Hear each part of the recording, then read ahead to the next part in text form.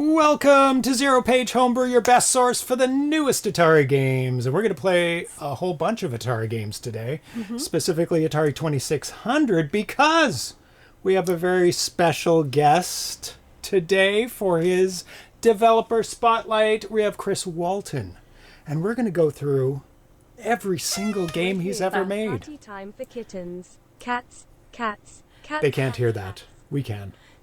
It's party time for kittens. Yay! I'll leave that to Tanya while I do the intro. All right. Anybody notice that? Yeah. I'll talk about that later. Thank you, Gamma Dev, for the catnip. I want to thank the Twitch subscribers before we start up. ABD Official, Alna for scripting. Alna for Atari 1974, Atari Age, Bachman 50, Birapoka, Brunustex, Captain Class, Chelstone, Maljitla, Dianoid, Dave M, Dr. Mookhouse, Erikar, Great Defender, Ground Trooper, Amers Dev, Araldo Ju, Johnny WC, JP Mellophone. I'm going to switch to the cats so you can see the cats. There we go. Kabuto Coder, Carl G. Karakak, Rocco, developed for Lambda Express, Matty Sipati, Mark Yanas, Mark Zilla, Metal Atari, McMuse, Micromagic, Mike Soul, Mike Town, Miss Command, MK Smith, Mr. Zorn, Mr. Fix, Mighty Funster, Nathan Strum, Nostalgic, Oleana Games, Inc., PM, Jeter Jr., Koag, Raymond C. Runner, Ghost, Friendless, Fiji, Revan, Retro Homebrew, Revan Thule, Rocco, Salvage Bar, Smitty B. Spinley, S. Ramirez, Super Loop, The D Train, The Lost Cartridge, Tiki Dan K, Trek MD, Tweenie Vexrex, and Vitoko 8-Bits. If you want to support the show so we can bring amazing guests like this, you can hit subscribe. It's free with Amazon Prime. And you also get to keep the cats in the catnip. There we go. We're going to do the news and stuff after the interview because we don't want to make Chris wait any longer. So, let me get him ready. Happy cats. Happy cats. This developer has been creating Atari 2600 games for over 20 years in the homebrew scene, including the astounding titles such as Juno First, Star Castle Arcade, Chetiry, Zeviouz, and the newly released title Boom, and is the C in CDFJ.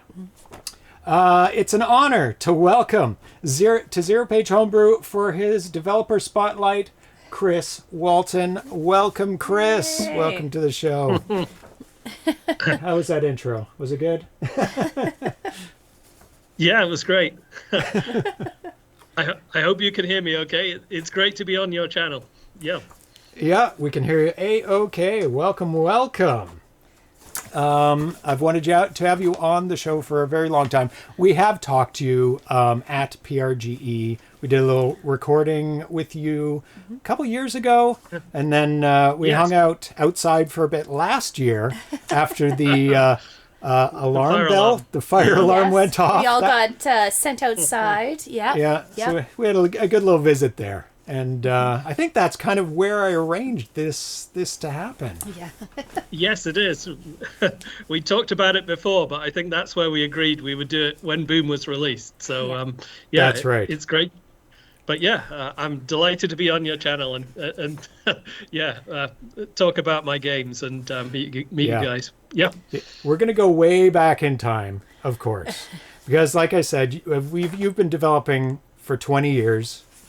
You've been part of the Atari Age forums for 20 years. I did lots of digging. I've got 8 pages of notes to go through. So we're going to go way back. But first, tell us, when did you start programming and on what platform and what language? So it's a long story, and well, I'll just do a quick sidebar. Although I was alive in the 70s and 80s, the Atari 2600 unfortunately passed me by almost completely. It wasn't particularly popular in the UK where I grew up, and I maybe played it once or twice, but back then I was really into the Commodore 64 and the ZX Spectrum and those kind of home computers, and not the Atari. And it wasn't until after the year 2000 that I got involved in the Atari.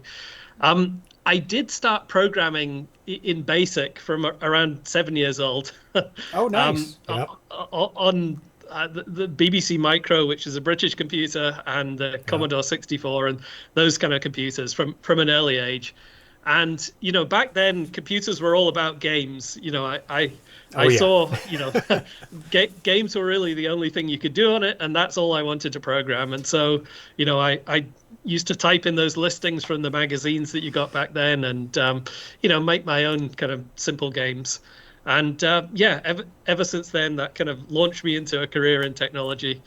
I've been programming ever since. Not in games anymore, but yeah. I think that's a very similar story to just about everybody who watches this or develops in the homebrew scene. I mean, that's what I did back in the day. I had a Commodore 64. I didn't have a console, although a lot of my friends had Atari 2600s. But I typed in games from magazines, which I looked at the code and went, oh, I could do that, and made a couple of my simple games. So yeah, and she had a Commodore 64 as well. Yeah. Yeah. A little bit of programming. So can you take us through all the computer and gaming platforms you owned growing up and what systems you own now? I know you mentioned the BBC Micros, ZX Spectrum, Commodore 64, but did you get any consoles going forward? So let me start. So the first computer I owned personally was a ZX Spectrum, a very common computer in the UK, but not so popular anywhere else. Yeah. After that, I had an Atari ST, which again very popular in Europe, not so popular here. But that was kind of my first kind of Atari computer as such. Yeah. And then after that, I moved to PCs, where I've kind of been ever since. Right. And I didn't have a console as such. The first console that was really popular in the UK was the Mega Drive, or Genesis as you call it. It's called in America. I didn't have one, but I played one, and played on Nintendo, Super Nintendo, things like that. But I didn't own one until much later. But as soon as I was earning real money, I started collecting. Kind of going back and filling in the blanks. So. Yeah, I now have a vast collection of computers and consoles, pretty much every 8-bit home computer and console, and 16-bit, 32-bit, well over 200 systems, mostly in the storage unit. But oh my God. Yeah, I do pretty much own them all, including all the obscure Japanese ones, and wow. that kind of thing. So but in terms of consoles, the 2600 is definitely my favorite one. So yeah. Yeah, mine too. I just keep coming back to it, and then that is where my show started out, was the 2600 as well, because it's just, as you know, a completely unique system. Other than like the Vectrex, which both of them stand out to me quite a bit because of the way they display on the screen. It's unlike any other console out there, and I think that's what holds people's interest through the years. It's, you tell it to do this, it does it right away. It doesn't wait a whole screen. You don't fill up a buffer or anything. You have to keep up, to paraphrase Commodore 64 advertising, you have to keep up with the 2600 because it's going past you if you don't keep up. Yeah. What I like is, that on the 2600, your skill as a programmer directly determines how good the games look. If you do a good job at programming, you get a great looking game, and you can make things better and better just by optimizing. So it's it is very unique, as you said. Yeah. So let's get into your first Atari 2600 game. And people are going to go, it's Hunchy. Well, no, it's not Hunchy. It's a game called Pac-Adventure. Ah, yes. So let's boot it up. Is it a game? It's kind of a game. You can do things. You can move around. It's more of a demo, but yes, I think you're right. That was my first. And it started off. This was back in March 31st, 2005, is when Pac-Adventure. Oh wait. Let me just make sure I get that right. March 31st, Pac-Adventure, but it started as a maze demo, an 8-way scrolling maze demo. So looking at your Atari Age account, you joined on March 12, 2005, and your first post reads, the Retro Gamer magazine in the UK had a feature on the Atari 2600 last month. Issue 12. This feature covered both the gaming side and the programming side, including a pitch for the Atari Age website. After reading about how difficult it was to program the machine, I got motivated and have a shot myself. My main programming these days is done in Java, so it was a bit of a paradigm shift to start programming for the 6502. Actually, this is the first time I have ever touched real assembly language. And you posted a really impressive 8-way scrolling playfield in which Thomas Jentzsch, Albert, and Fred Quimby all posted replies on that first thread of yours. So you definitely caught the eye of the community right away. And later that month, you turned it into something called Pac-Adventure. Go for it. It's not on the screen. Oh, right. Yeah. Thank you. And you're looking out for me. People will want to see it. So. Yes, there we go. A Pac-Man type game made completely from playfield. Was it at this point that you got hooked on programming for the Atari 2600? Yeah. It's done using the playfield because at that point, all I'd learnt to do was the playfield side of things. And Right. I hadn't really learnt how to do the sprites properly yet. And so I thought, well, let me start by doing something just using the playfield graphics. Yeah. And incredibly impressive for just playfield graphics. Like in the maze demo, it's 8-way scrolling. This reduced it to 4 because you're not doing diagonal Pac-Mans anytime soon. Not on the 2600. I've never seen a diagonal Pac-Man game. Maybe that kind of 3/4 view Pac-Man. So the game looked and had some nice promise to it. Do you ever think about revisiting any of your old games such as this to finish them or update them? Or would you rather just focus on new games? I don't think I'd go back to this Pac-Adventure one, but I have thought about doing a Hunchy 3 or a Juno 2nd or things like that. But, yeah. So maybe one day, but yeah, we'll see. Yeah. So what tools did you use for this, and what tools do you use to program your Atari 2600 games now? Yeah, so it's very simple. I really just use the text editor, the DASM assembler and the Stella emulator, and that's it. The text editor has changed over time. I now tend to use VS Code, but it's really simple to get started on 2600 programming.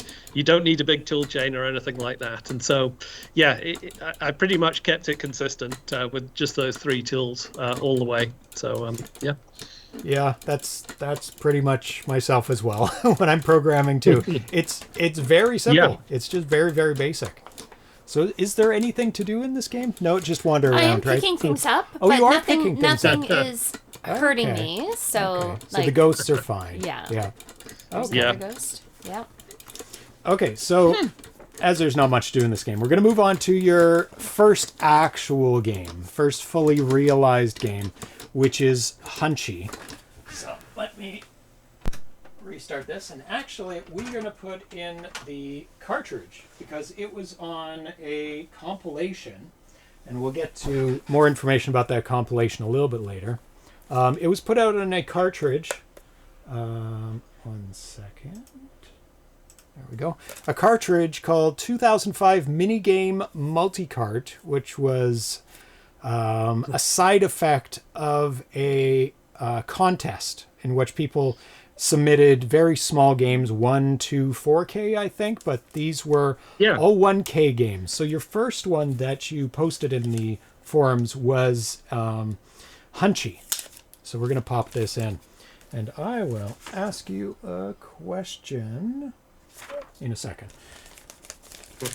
after I pop it in. And this cartridge contains the first 3 games that you made and submitted to the contest. Yeah, that's right. And along with a bunch of other developers as well. There we go. So Hunchy, the write-up says Hunchy is inspired by the classic arcade game Hunchback, released in 1982, which is loosely based on the novel Hunchback of Notre Dame by Victor Hugo. You play as the hunchbacked bell ringer Quasimodo in his quest to rescue gypsy girl Esmeralda from the Cathedral of Notre Dame. To succeed, you must jump across the roof of Notre Dame, avoiding the guards and an assortment of missiles. There are 16 screens to complete, increasing in difficulty as you progress. Hunchy has an infinite number of lives, and you will need them all. Yes, you do. I played it a number of times, and I have not got past the one. It must be very close to the end, where there's a fast low missile and a slow high missile, some combination of those two. Not the first combo, but the second combo of those two. And I just can't get the timing of that one. It is brutal. Yeah, it may not actually be possible. I've certainly never got through all the levels myself. So, yeah. So can you give us a bit of background on your association with the arcade game Hunchback and your decision to bring it to the 2600? Yeah, so I'm not sure I've ever seen the arcade machine, to be honest, but No. there was a version of Hunchback on the ZX Spectrum that I enjoyed, and I wrote a version in STOS Basic for the Atari ST, and it's just, it's a nice simple game, and so I thought it would be, a nice kind of starting point, after those playfield demos on the Atari 2600 to try and implement it. And, when you map it out, it matches quite well with the missiles and the ball sprites. And, Right. It's almost like it was designed for the Atari in terms of the capabilities. So, yeah, it doesn't quite have all the features of the arcade game, but, Wow. I think it captures the spirit of the game quite well. So, I mean, in 1K, oh my goodness, that's incredibly impressive. To be able to get, not like usually a 1K game is like a single screen game. Never mind 16 screens with a huge variety of obstacles and enemies. Yeah, well, it's a bit compromised. There's no score or anything like that. But, for 1K, that's pretty good. That's right. I mean, your objective is to get to the end of the game, and that's hard enough. So you can count, the screen number as your score, maybe. Yeah, indeed. 15 out of 16 or whatever. Yeah. Yeah. Okay, so let's move on to the second game, which is Jetman. And you first posted about it May 3rd. The last one you first posted about it April 15th. May 3rd, 2005. Another 1K game.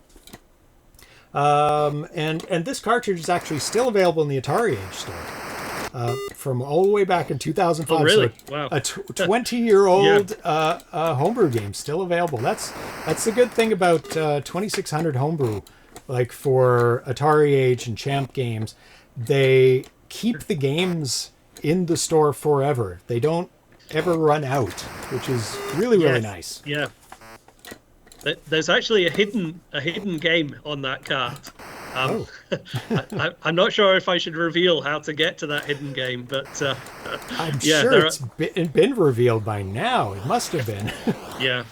I'll have to look I'm that sure up it has, after. but, at least people know to look for it now. It's usually like in old DVD menus where you could navigate around and all of a sudden you find yourself moving the dot off the menu. Yeah. Yes. Yeah.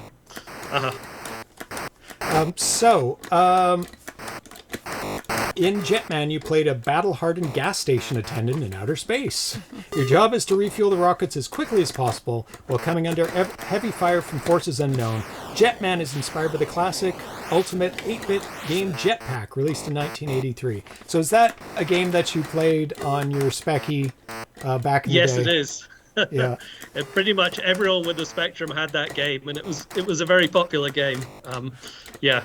The Spectrum version has a few more features than the Atari version that I implemented, but essentially it's the same game. So Right. Build your rocket, refuel the rocket.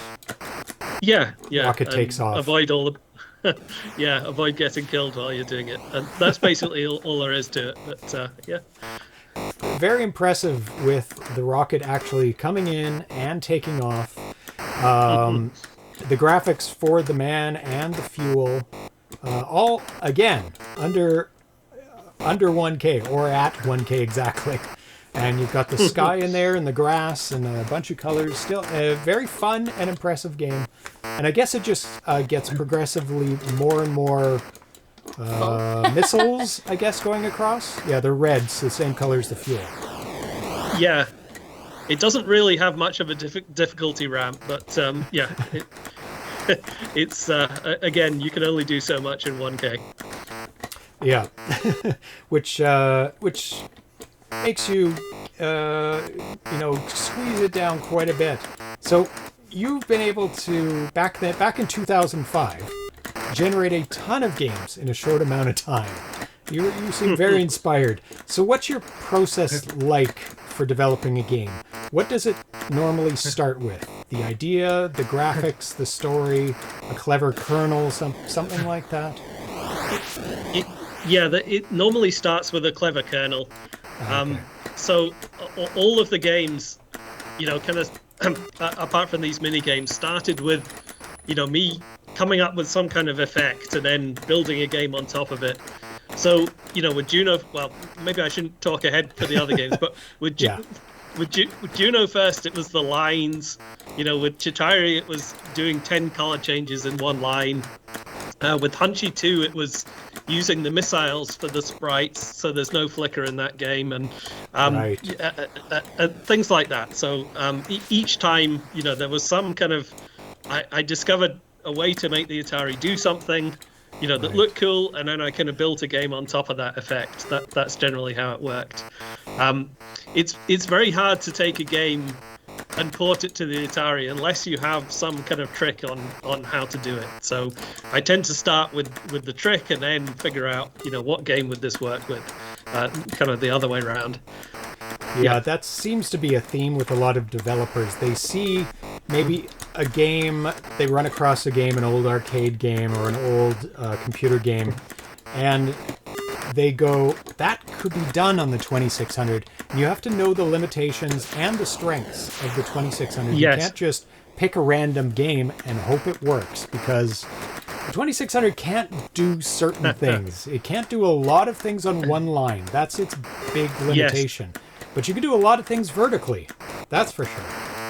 Exactly, yeah. When I've tried to take another kind of game and port it to the 2600, it generally doesn't work too well because you always hit limitations. So you have to kind of work the other way around. Start with something that works and then transform that into a game. So, yeah.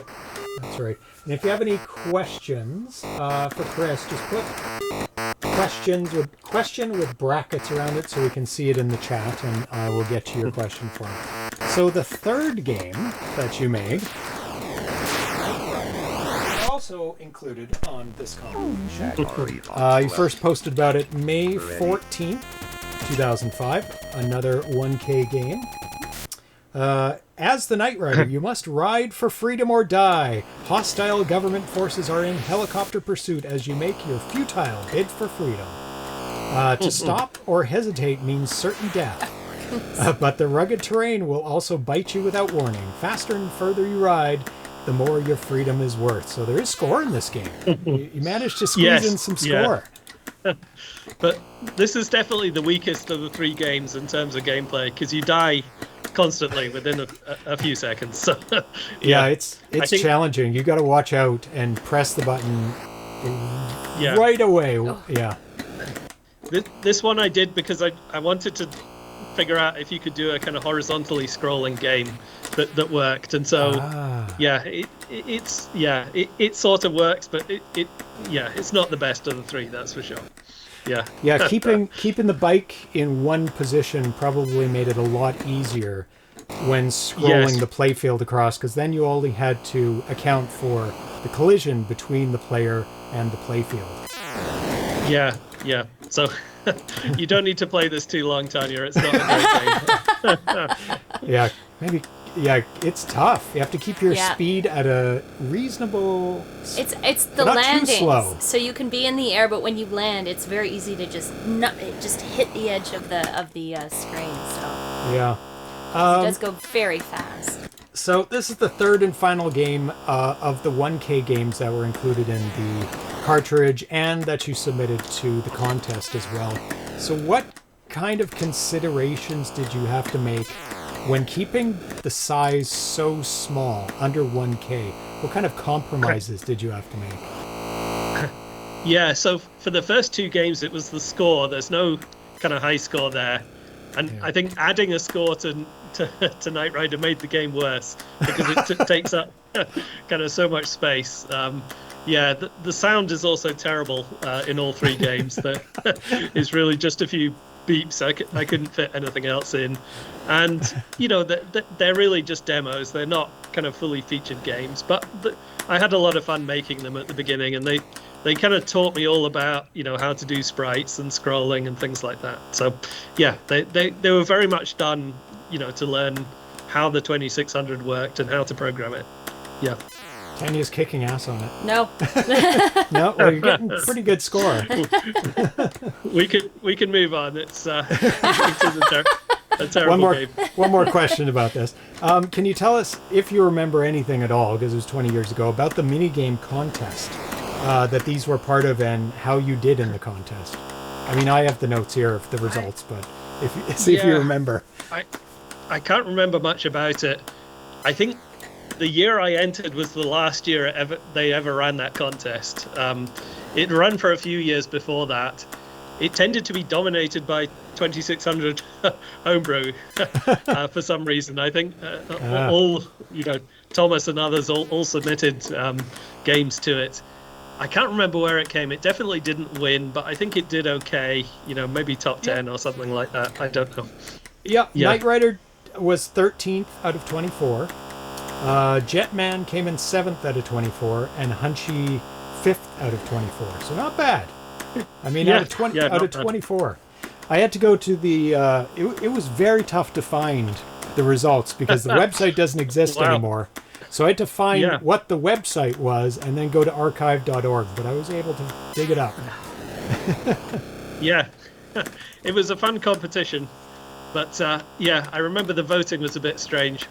I think because the 2600 really took over the contest, and maybe that's what killed it. But it was good fun. Yeah. Possibly, yeah. It was started, I think, 2001 to 2005. So this was the last one. So we're going to move on to Hunchy 2. And I have I have a cartridge for every single one of your games, amazingly. Oh wow! Okay. They're all really good. So especially Hunchy 2, I really, really love platformers. So I really wanted to get this on cartridge. So let me plug it in. And it was funny reading the threads that people didn't realize for a very long time that it said Hunchy 2 on the title screen. Yes, on the title. Yeah, it's hard to tell because the blocks are a bit messed up, but that's the best you could do in that kind of size of grid. So I think Thomas said I always wondered why it had such a weird map on the title screen. Yeah.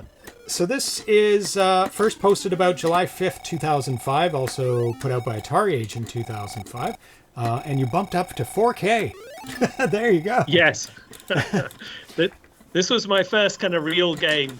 I wanted to do something, you know, within the constraints of the original games on the 2600, you know, as if it was a game that was released back in the day. So that's why it rigidly stuck to 4K, and I didn't use any kind of extra memory or anything like that. Yeah, I just absolutely love this game, but I hit a wall. I can't remember what level it is, but you can look in my streaming archives, and it's just this one level that just kicks my ass every single time. It's well into when the guards start moving around, and then it gets somewhat tricky. Yeah. It's definitely possible to complete this game because I have beaten every level while I was testing it. So yeah. Of course, yeah, that makes sense. So can you talk a little bit about your motivation to turn Hunchy from the running kind of jumping one to a platformer that you see here? Yes. So this game it started out as an attempt to make Chucky Egg on the Atari. So that there's a classic game, Chucky Egg, for the ZX Spectrum, BBC Micro, and I think Commodore 64. Yeah. And you know what I said earlier about when you start with a game and it doesn't quite work. That's what happened here. I wasn't really able to get the flying birds and things like that into the game, and so I simplified it. And I'd kind of done Hunchy already, and I had the little character sprite from Hunchy. Right. I wasn't working with Nathan, so I had to do my own artwork back then. And I thought, you know what, I'll just reuse the artwork and make it Hunchy 2. So it's there is no Hunchy 2 game on the original platforms, but it's meant to be Chucky Egg, and it kind of sort of is. It's not quite the same game, but it's in the spirit. Exactly. Yeah. So Hunchy 2 and NightRider seem to remain your two sole original games. So what draws you mostly to porting games as opposed to creating original games? Well, I remember Thomas said this as well, but if you port a game, then the game kind of works. And when you're writing something on the Atari, it's a lot of effort. It takes at least a year, and so you don't.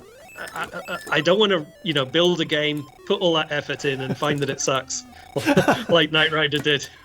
And so, but by porting a game, you've got the kind of safety of, the concept is sound, and so that's why I do it. Plus, I'm not that good at thinking of original game concepts, and so it's also nice to, base it on something that exists and is popular already. So, yeah, you do get that built-in popularity and name recognition, and people know how to play it and play it well already. Yes, yeah. Of course, the downside.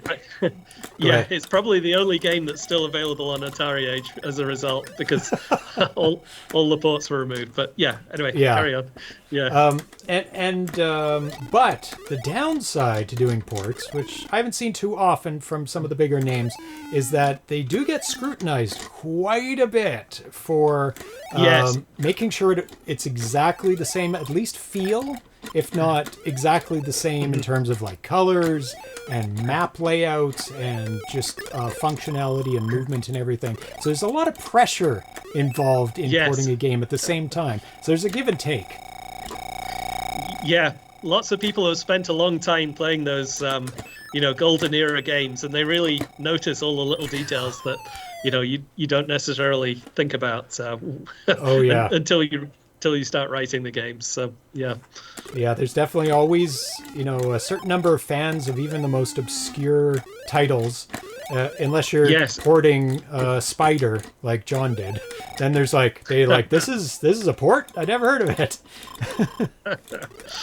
Well, I like writing games, but I'm not that good at playing them, to be honest, and so often I've only got to the first few levels of some of these games, and so I have to rely on YouTube footage and things like that, and it's not quite the same. But on the 2600, you can always blame hardware limitations if you didn't manage to fit in some kind of feature. Yeah, that was going to be one of my later questions about, are you good at your own games? And after like making the game, are you better at them?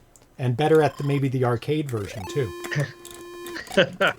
I think the answer is no, particularly Star Castle. Like Star Castle, I can barely get past a single level on that, to be honest, even though I wrote the game. It kicks my ass too, really badly. Oh, it's so hard. Yes.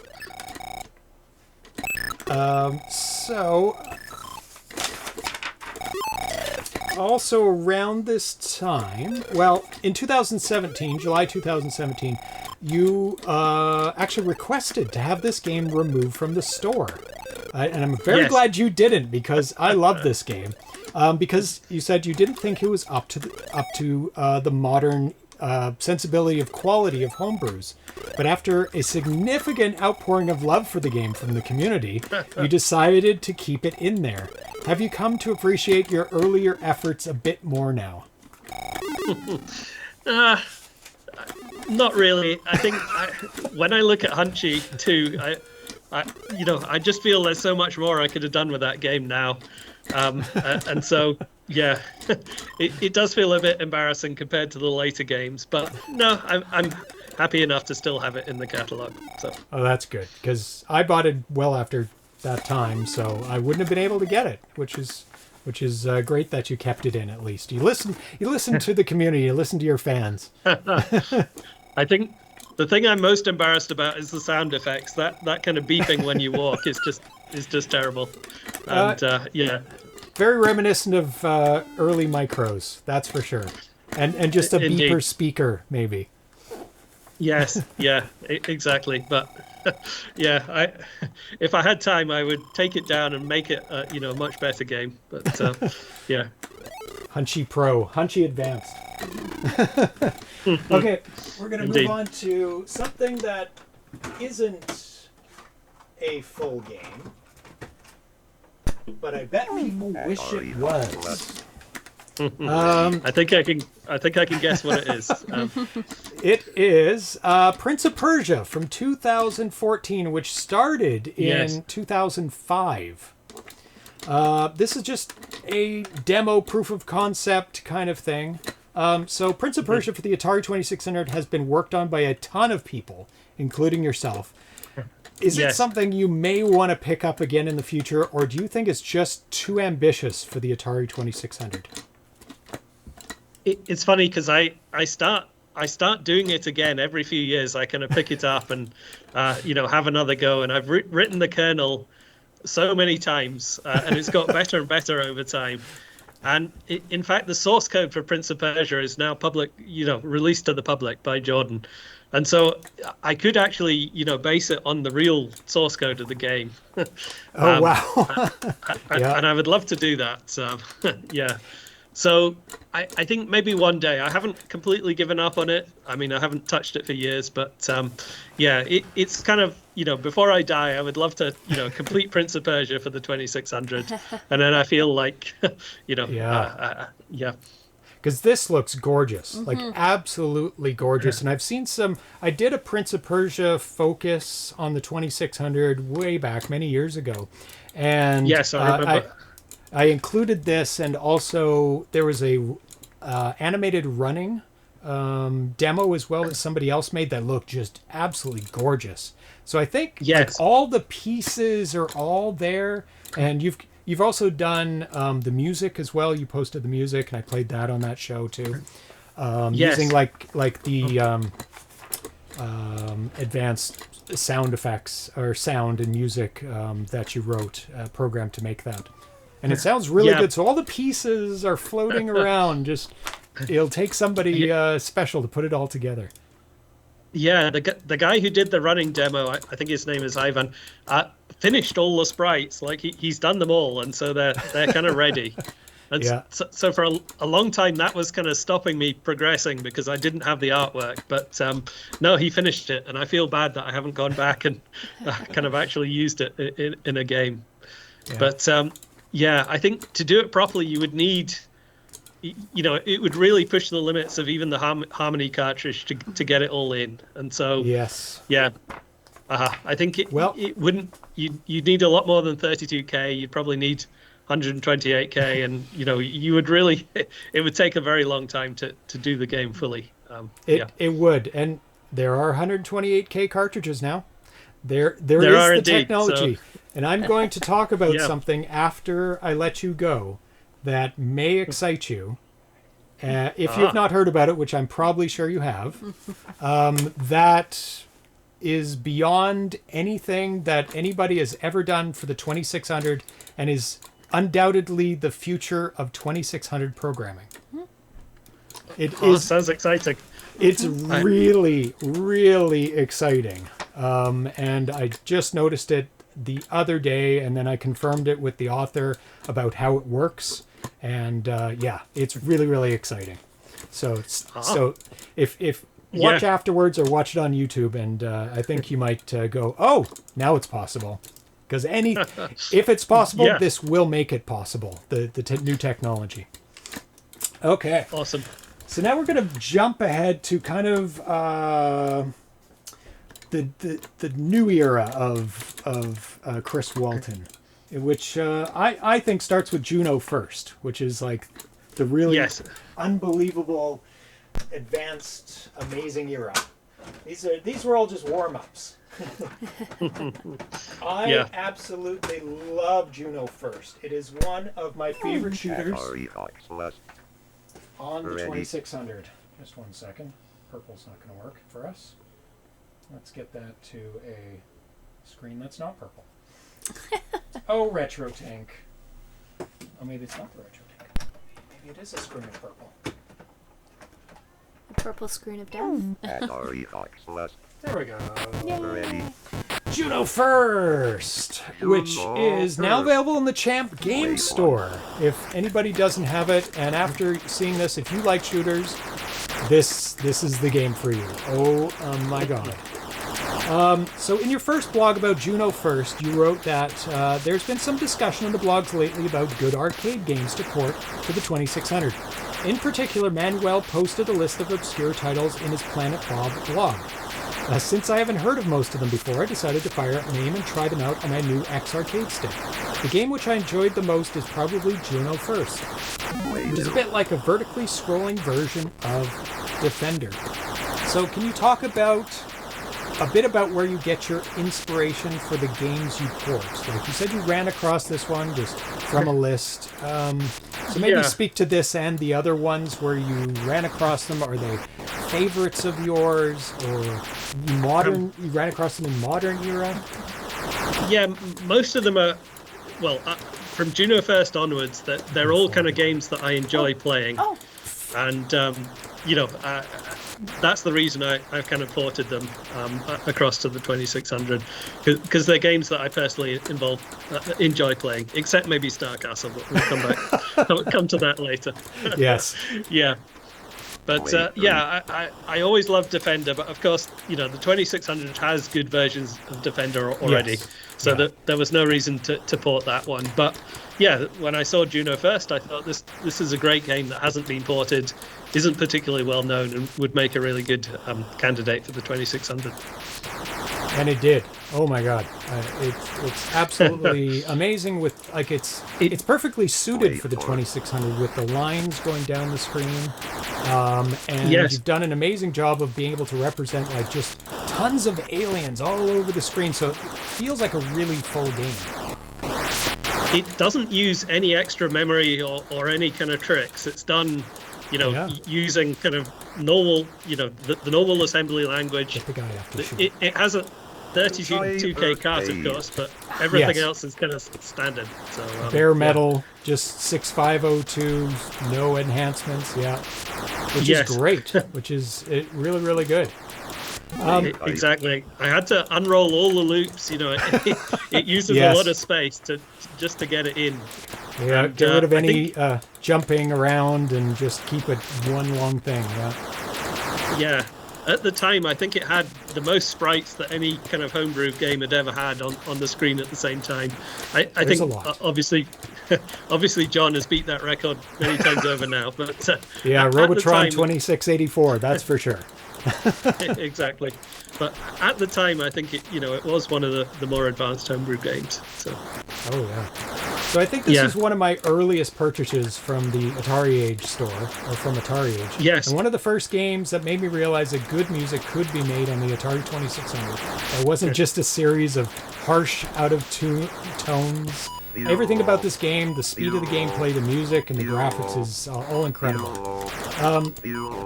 Now that it's available through Champ Games Presents, can you talk about how the partnership with John Champeau and his team came about for you? Yeah, so I won't dwell too much on the changes at Atari Age, but I think, after that happened, I thought that was the end for Juno First. It wouldn't be sold again. And then, John kind of kindly offered to start publishing games through his Champ Games label. And, for Juno First, there weren't many changes required. I think he just added John did all the programming himself for this. I gave him the source code, and he put the Champ Games logo on the front, And Nathan updated the artwork, and very quickly it was kind of available for sale. And surprisingly, it sold a lot of copies at Champ Games. I thought, after all this time, no one would want it anymore. But it sold out. Like all the copies that John had produced have already sold out. So that's awesome. Yeah, and when it was unavailable, it was selling for crazy money on eBay as well. I think I saw copies for well over $100, which is madness. So did you cash in? Did you have a big stack of them at home and made $100 No, I don't bills? actually. I only have one copy back in storage back in the UK. I don't think I have any other copies, but John said he would give me a copy at Purge this year. So nice. Yeah. Oh, so you're going to PRG? That's excellent. Yes. Yeah, I'll definitely be there this year as well. So excellent. So you worked on earlier games on your own and then in collaboration with some of the best developers, such as Nathan Strum, Fred Quimby, Thomas Jentzsch, John Champeau, with Juno first being your first collaborative developed game. How do you find working solo versus working in a team? Do you enjoy the collaborative effort of putting a game together? Yeah, no, it's great to do it as a team. Juno first was the first collaboration with Nathan. And ever since then, he's done, all the artwork for my games, and it makes such a huge difference, because he's always able to produce, sprites that exceed my expectations and just make the game pop. And he put so much effort into the sprites for Juno, so that they resize smoothly from the front to the back of the screen, so you don't even notice it. And it just worked. It just worked so well, and it transformed the game. And then nobody knew that the 2600 had sprite scaling built in. Exactly. And it doesn't. I think it only has 4 different sizes or something, but they work so well from the front to the back. And then the guy who did the music, he posted a number of different tunes onto Atari Age and then disappeared, and I've never heard from him again. Erik Ehrling. Erik's, yes. And I've tried many times to contact him and see if he'd be willing to write some new tunes, because he did such an awesome job. But, one of my favorite tunes on any 2600 intro or game. It's just so energetic and amazing sounding. Yeah, he did the tune for the Warlords. What's it called? The homebrew version of that as well. And I think which game? Medieval Mayhem, I think it's called. That's a good music as well. Oh my god. Yeah. Yes, so he did that one as well, and I think maybe 1 or 2 others. But and then he vanished completely and never heard from him again. So Wow. Yeah, I bet he's a musician in real life. Do you know anything background about him? Nothing except what he posted on Atari Age, and then he hasn't posted there for a very long time either. So yeah. Some people disappear. Yeah, you never know. That's right. And they come back 15 years later. All of a sudden, you're like, oh my god, he's back. And then talking of collaborations, since then I've worked with Thomas and John and others, and it's a really nice kind of very small but nice community of people who work on these games. So yeah. Oh, and there's the box for it. Didn't want to miss the box. That's the old box, because I've the Atari Age version of Juno first. Actually, I think the artwork on the box was not done by Nathan. It was done by a different artist. David, is it? I can't remember now. Dave Dries, who still does artwork. Yes. Yeah. Yes, that's right. So him and Nathan actually collaborated on that, and they did. It really looks like the original kind of arcade artwork. Well, not the arcade of Juno first, but that kind of style of golden era arcade artwork. So they did a fantastic job on that. So we're going to move on to the next game, which is oft ported, which is Chetiry, which is the Russian word for 4. I had to re-look up for the probably 20th time how to pronounce the Russian word for 4, and I'm sure I'm still not getting it quite right. Chetiry. So this was first posted about December 23rd, 2006 by Zack, and you kind of took it over from Zack shortly after. You posted about it April 9th, 2011, and it came out 2012. It's not available on cart anymore, and really the only way to play it completely on a real system is to have the actual cart, because there's very special music on it. Can you talk a little bit about that? Yeah, so we are hoping to bring it back on Champ Games, but nice. It has digital music where each tune, and I think there's about 8 tunes, it is around 4K in length. Now, it probably could be compressed, but it's kind of uncompressed, and so there's an extra EEPROM chip in the cart that holds that music data, and then it's loaded. It loads kind of 4K at a time from that EEPROM and plays the tunes from that. And so, that's something that's hard to replicate without a Harmony cartridge. And so, but it could be compressed. And, now there's much bigger Harmony cartridges available. We could put it into the main memory and not need this extra chip anymore. So that's right.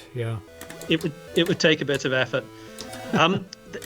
There's a bit of a gap between Juno First and Chetiry, and the reason for that is because I was working with Fred on the Harmony cartridge, and so so Chetiry needed and I realized after Juno First that I needed, some hardware if I was going to go any further, because at that time you couldn't release games that had extra memory or anything like that, because there was no cartridge available that would support them. The only cartridges Albert could build were EEPROM cartridges, which couldn't have extra memory. And so after Juno First, I worked with Fred for a few years. I did the software and he did the hardware essentially. Thomas helped with the software as well, and we developed that Harmony cartridge, and that really kind of got me back into homebrewing properly again. And Chetiry was the kind of first game that kind of uses the extra features of the Harmony cartridge. It uses the extra memory, and it also uses the kind of digital audio that the Harmony lets you do. So Right. So there is a version that you can download that works in Stella that plays the digital music, so you can experience it, but I'm not sure there isn't a way to do it like through the Harmony cartridge that I saw at the moment. You can play the game but not hear the music, unless I'm mistaken. Yeah, that's right, because you're right. You can do it in Stella, but you can't on the Harmony because, well, the Harmony has that EEPROM chip, but it's used for the menu and the bank switching, and so you would essentially, you could do it, but you'd have to wipe out. You wouldn't be able to use it as a Harmony cartridge anymore. You would wipe out the menu and everything. So until we figure out a way to make it work with the extra memory, So technically, you could just put Chetiry on it if you wanted to. Yes, you could.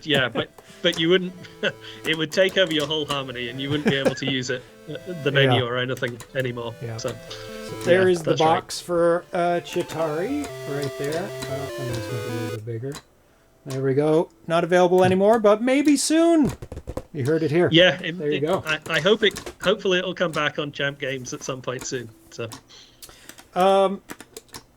So there have been many ports of Tetris for the Atari 2600, including some of the very first homebrew, because we did the first couple years of homebrew on a show for some anniversary or something. And so what was the main motivation behind creating this version? Was it because of the digital music and the new hardware that you helped co-develop? Well, sort of. So, I always liked playing Tetris on the Game Boy back in the day. I think many people had a Game Boy and enjoyed Tetris. And, that was, a big motivation for porting that game. Yeah. I have a question from the chat. Just saw it go by. It wasn't in brackets. What is your favorite coin-op, and what is your favorite game that you have created? Yeah. Well, favorite game that I've created is definitely Juno First. Even though Zeviouz is probably more technically accomplished, I think Juno First is the one I'm most kind of proud of, and I still like playing it myself. So, yeah. And then favorite coin-op is a difficult one. I really like Asteroids with the vector display. I think that just looks awesome as a coin op. I really like the game Tron as well. That's another one I would love to do on the 2600. And in fact, Nathan's done some of the graphics for it. Because it's a number of kind of mini games all together. That it works really well.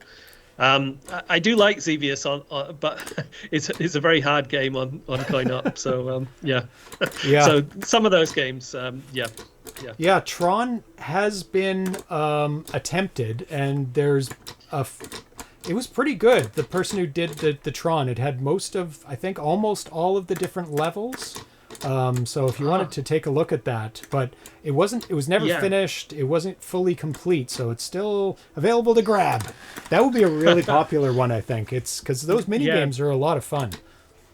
Mm-hmm. Yes, they had one at Purge last year, and I really enjoyed playing it because it's a very rare coin op these days. So with a special handle as well, I believe, right? The blue handle, blue joystick. Yeah, that's right. Let's see. Oh, I already asked that question. And you already answered the extended break question for the 10-year break and what happened then. So we're definitely glad to have you back for Boom and Zeviouz. That's really good.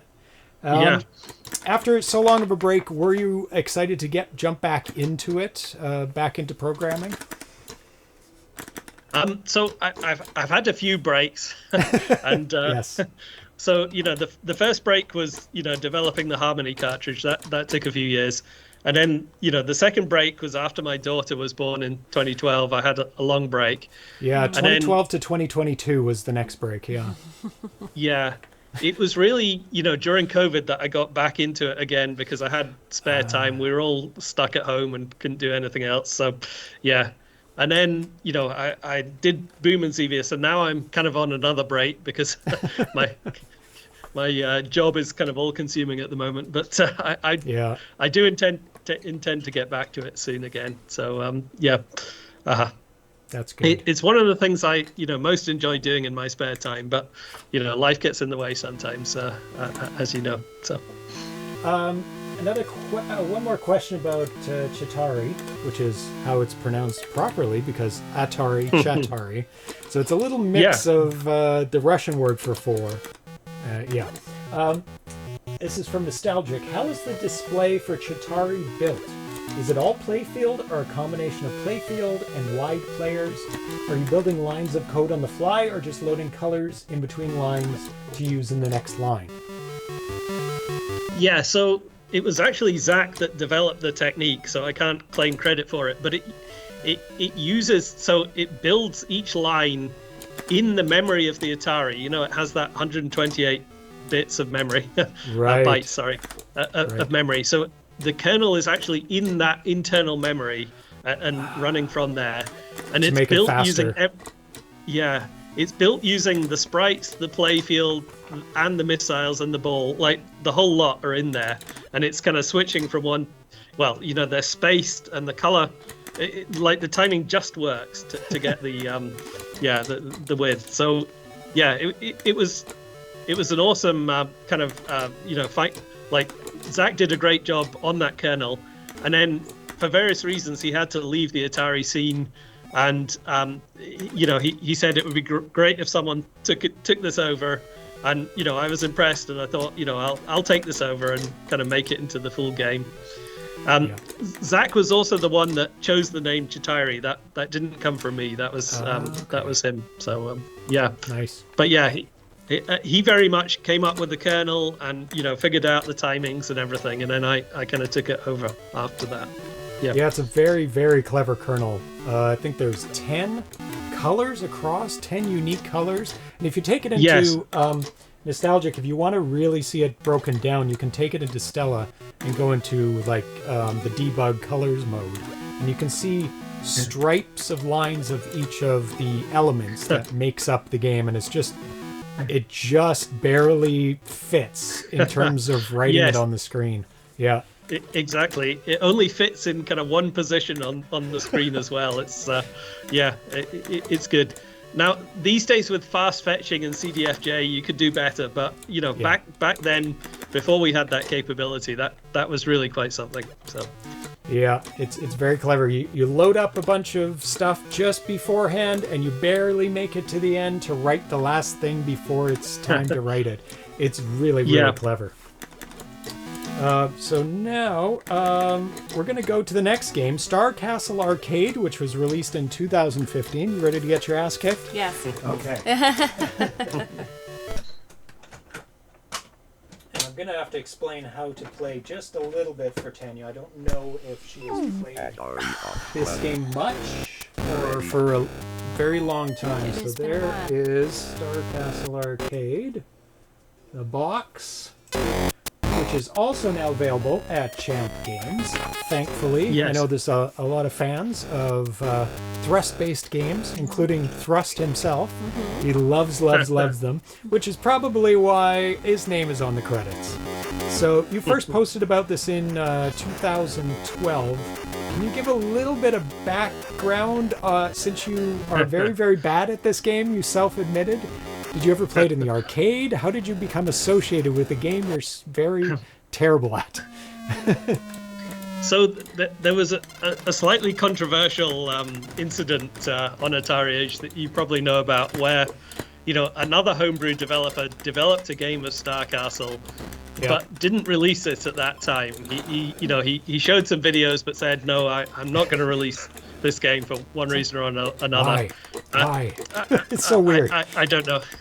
He eventually did a Kickstarter and released it that way. But anyway, he was, but there was never any bad blood or anything like that. But I saw this game and people were really kind of clamoring for a version of this on the 2600.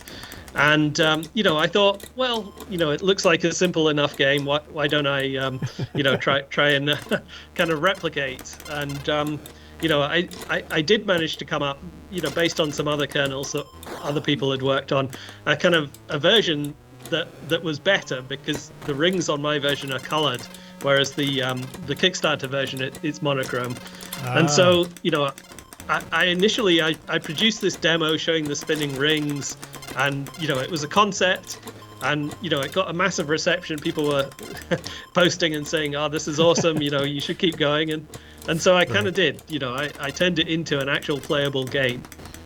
And then, at that point, my daughter was born, and I couldn't really carry it on at that point.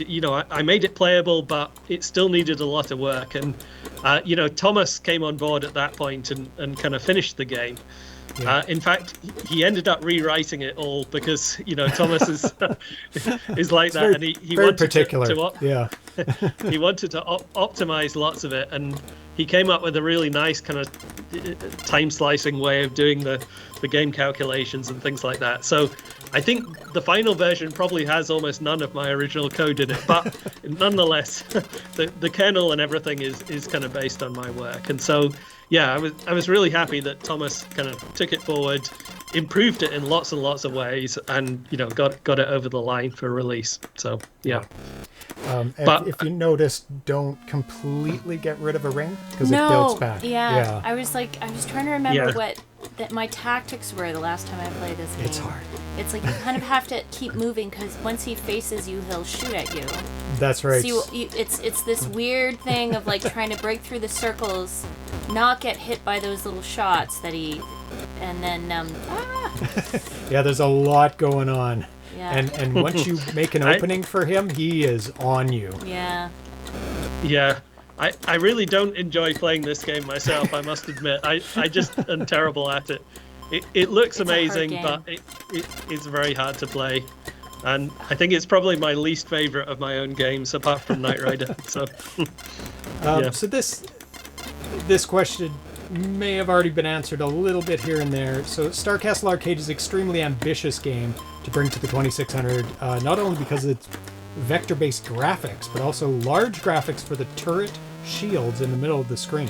And amazingly, it's only at 30 hertz that it's being flickered, which is absolutely stunning. Yes. And which works great anyway because it kind of looks vectorish with it flashing like that. And also the graphics for the lettering in the game is stunning. It's got the part where the two intersections of vectors collide, and it's a little bit brighter there. Oh my god, it's amazing. We actually did that deliberately, me and Thomas. You know, we flicker it, but we kept the pixels at those intersections. Like, the text doesn't have to flicker, but we added the flicker to make it look more like the arcade version. So it's and kept those kind of vector. Absolutely so amazing. I really love those cinematronic vector games and Asteroids and the Vectrex console as well. I just kind of love that vector appearance. That was another reason I wanted to do this game, because you know it's just from that kind of classic era of vector games. Yeah. So what is your process to make sure a game will work, converting it for a port for the 2600? Do you think it out beforehand and go in your head, will this work? Can I make a kernel? Or do you attempt to make a kernel and see if it works? You must have enough knowledge by now to go, this won't work at all. Or maybe you do attempt and you go, no, it almost works. I'm very cautious before I start something because it's a huge investment of time. So in this case with Star Castle, because I'd seen that other version that was already working, I kind of knew it could be done. And then I started kind of improving it. And it came out surprisingly well. So, yeah. Nostalgic asks, has Howard Scott Warshaw seen this and examined the kernel? Does he have anything to do with the original game? No, I don't think I've never discussed it with him. I don't know if he's seen it or not. So I don't know the answer to that one. Because was it the inspiration for Yar's Revenge? Is that why he asked that question? Yeah, I've heard that story. I don't know if it's true or not, but that was apparently the inspiration, where he tried to do Star Castle but couldn't make it work and kind of came up with a two-dimensional version. So right. Which is we love Yar's Revenge. It's an amazing game, so I'm glad he now we get both, which is awesome. Exactly. And I do want to point out Star Castle is again done using pure 6502. It doesn't use CDFJ or any ARM code or anything like that. It's very much a pure 6502 game, which absolutely 6507 to be totally accurate, but you know what I mean. That's right. Yeah, it's another stunning example of what can be done without any accelerations or ARM chips. The last two games, then we get into some acceleration. That's right. So for all your games, you've usually released or have released work-in-progress versions and have taken feedback from the community. How valuable is this to you in terms of getting the game feeling right and looking right and sounding right? Yeah, I do like to post those versions. The feedback is good. It kind of keeps me going when I see a positive reaction to the games. And I think particularly for Juno First, I got some really good suggestions on how to improve it.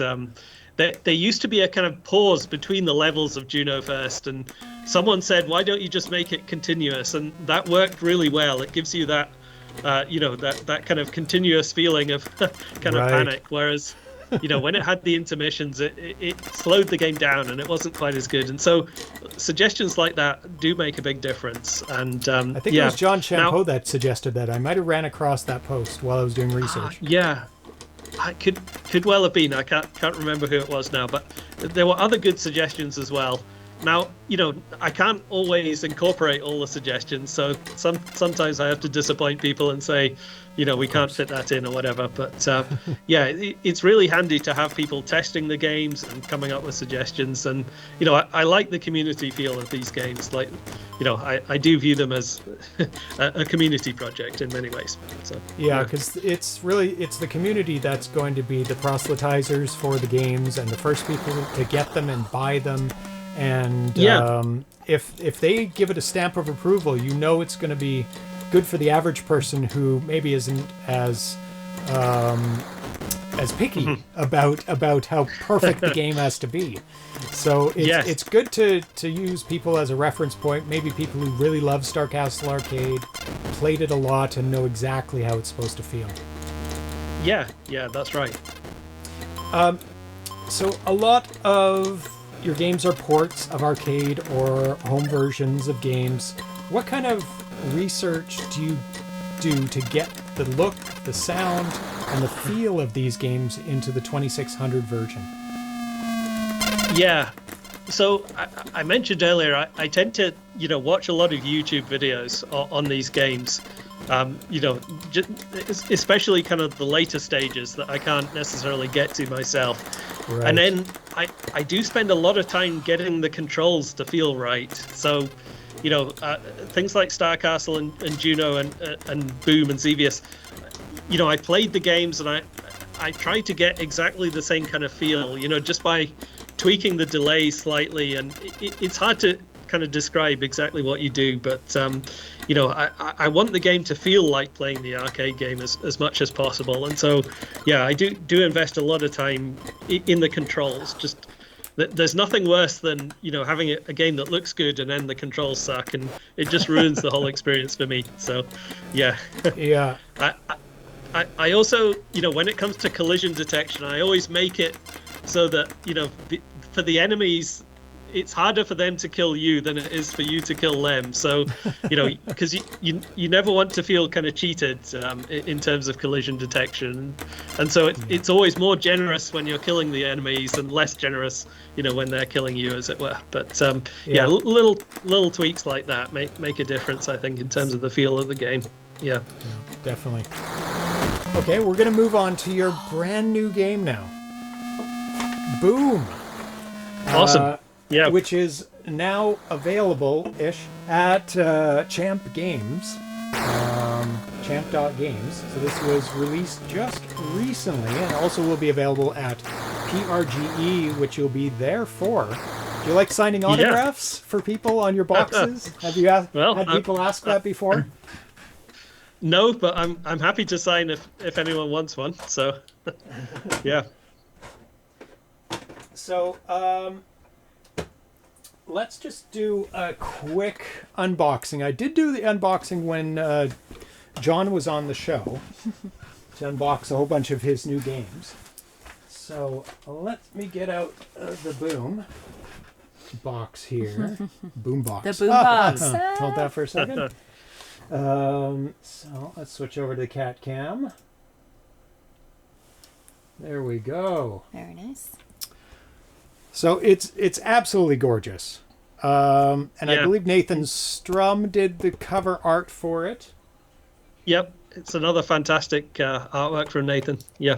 So how much input do you have on the box and the manual? Do you write some of the manual, all the manual? I think Nathan did it all this time. Yeah.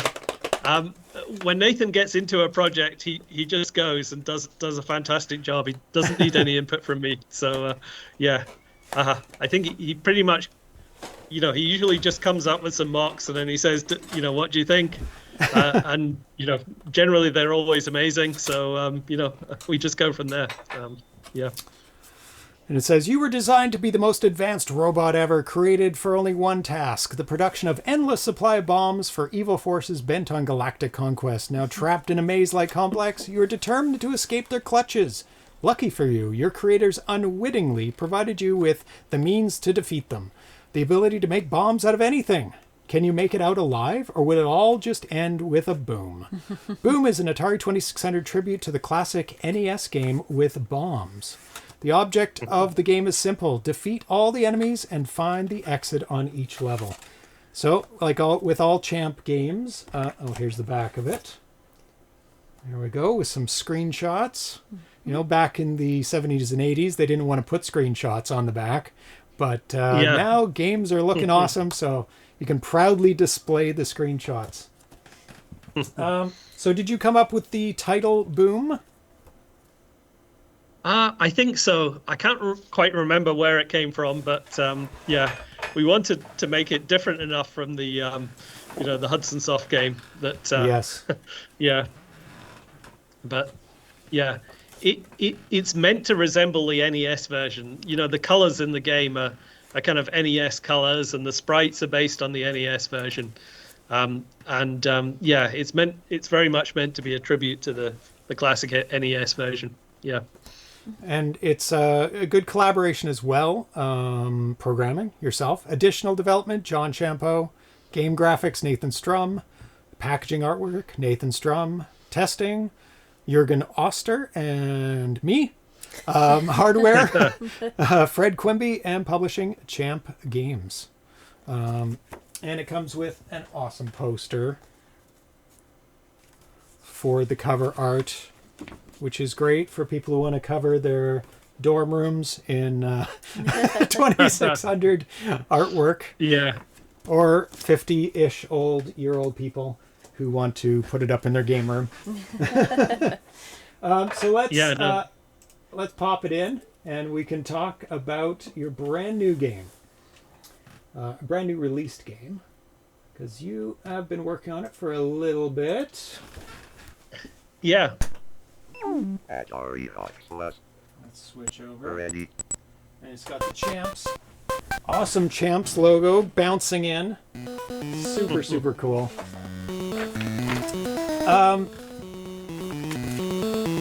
So, can you give a bit of background on your association with Bomberman and your Yes. and what system you originally played it on, and your decision to port it? So I originally played it on the Game Boy Advance. There was on the Game Boy Advance they released NES Classics cartridges, and one of them was Bomberman. Yep. And that's really the first time I played it, because again I didn't have an NES back in the day. Right. It was only later I got one, but it's a simple game, but the rules change subtly over time. The radius of the bombs increases, and the number of bombs, and then there's various power-ups that really kind of change the dynamic of the game. So the basic game is really simple, and then the difficulty changes as you pick up the power-ups. And so it seemed like a really nice game to implement on the 2600, because it kind of fits with that kind of simple game mechanics that work well on the Atari. Now, in terms of development, it kind of it stalled after a bit, because when I first wrote it, we were using a technique called bus stuffing, which allowed you to do kind of 12 color changes and sprites on a line, which was a lot. It gave you a kind of nice wide screen. But then, we discovered that this bus stuffing didn't work too well on Atari Junior consoles. I think this has been discussed before on your channel, so I won't go into it too much. But and so at that point, I stopped working on the game, because I thought, we're not going to be able to release this. And it kind of sat there, for a few years until COVID, when I had more time. And I kind of picked it back up again, and I said, okay, we can't use bus stuffing, but maybe we can, squeeze it in somehow. And I managed to make it work by reducing the width of the screen a bit. It looks a little bit strange, because it's quite narrow, but I think it still works. And in some ways, it makes the game interesting, because you can't quite see off the edges, and it adds that kind of surprise to, you don't know if there's an enemy there or not. And so, I really liked the game, and it was sad. I was kind of sad that I'd got the game almost finished, and then the issues with bus stuffing were discovered, and then I was able to, get it across the line. Again, I finished it a few years ago, and Albert was, talked about maybe getting a license so he could release it on Atari Age, but after a while, it seemed pretty clear that wasn't going to happen, and so John kindly stepped in and offered to publish it on Champ Games, and so he did the final touches again, added the logos, brushed things up a bit, and Nathan finished the artwork, and here we are with the game ready for release. So Just remember, do not bomb the door. I made that mistake so many times while playtesting. I'm like, no, not again. Just tons of enemies come out. Do not do it. It's so bad. It's so bad. Yes, do not bomb the door. Again, it's those little touches that are in the original game, and you might not realize it. But yeah, until you do it, and then you've learned your lesson very quickly. Yes. In this case, there were some kind of walkthrough guides on the web that talked about all those kind of special power-ups and, you know, hidden features and things like that. And they're all there. Even the secret power-ups and everything are in the game. So, yeah. Nice. Nope. Uh-huh. You got it. Yeah. I did. So were you worried at all about public acceptance of the narrowness of the screen at all while developing it? Yes. After I switched, I was a bit worried, but then again, I posted, you know, a demo version. I think you featured it on your channel as well, and Yeah, you know, we did the world premiere on the channel. Yeah, the response was very positive, and you know, that encouraged me to keep going and finish the game. So, yeah, it really helps to get that feedback, you know, to see what other people think, particularly when, you know, people are raving about having a Bomberman finally on the Atari, which was really nice. So, yeah. And I love Bomberman, and it plays absolutely beautifully, and you completely forget how narrow it is almost immediately after starting to play, because you're really, just like any other 2600 game, you get really focused on the gameplay. And you forget graphics, you forget sound, you forget everything else, and you focus on the pure gameplay, and that's... It has a huge strength in gameplay in this game. It's really, really like you're playing any other version of Bomberman. Yes. I think this game is the first one on the Atari that allows scrolling left and right by a single pixel. You know, normally it scrolls by one playfield pixel, but this one scrolls by a single sprite pixel. You know, it's I can't think of another one right now. I know there's like some demos that people are making, but as far as a released, you did this before the demo that somebody posted, and they're using like ball to fill in the sliding as well. But this is really advanced for single pixel scrolling. This is really, really amazing. Yeah. And I think this technique has a lot of potential. You could do an RPG game, or there's lots of kind of, you know, tile-based games that you could do using this technique. So I'm hoping, you know, other people will pick up this technique and kind of run with it and port a number of other NES games over to the Atari using this. Yeah, I hope so, because there is Penalt, which uses a display kind of like this, but doesn't do the scrolling. It's a tile movement game. Yes. I think the only other game I've seen, there's an RPG game that I've forgotten the name of it, that I think it's an Australian programmer has been working on, but anyway, but I haven't seen too many other people kind of adopting this technique yet. So yeah, and that's the good thing about the community, is that once you see somebody's mastered a technique and can use it in a game and not just a demo or something, that everybody else goes, oh, I can do that. That opens this door to a plethora of arcade games or computer games that they thought would never be possible on the 2600, which is just awesome. Yeah. And one last thing about this game, the music is actually sampled from the NES version, but not the full not the full tunes. I basically sampled each note. I basically sample a note, and then I figured out the sample is transposed up and down to produce the tune, and so it does sound a bit like the NES version, but it is actually based directly on. Well, I use the YouTube audio, but sampled off the real game, as it were, and then so it's actually sound samples that are used within the game. Yeah. So it was it's like old school keyboard sampling. You would sample like a sound on your keyboard, and then you can play it up and down the scale on the keyboard back in the early '80s. Yeah, when sampling first came out. Yeah, and of course I had to use really low bit rate, so it doesn't quite sound the same. But it's a neat technique, and again, I don't think anyone has used that technique either to do music in games. I don't think so. That's absolutely amazing. Besides the narrowness of the screen, were there any other compromises you had to make to bring Boom to the 2600? And were there any additional bonus features that you included on top, maybe from other versions of Bomberman?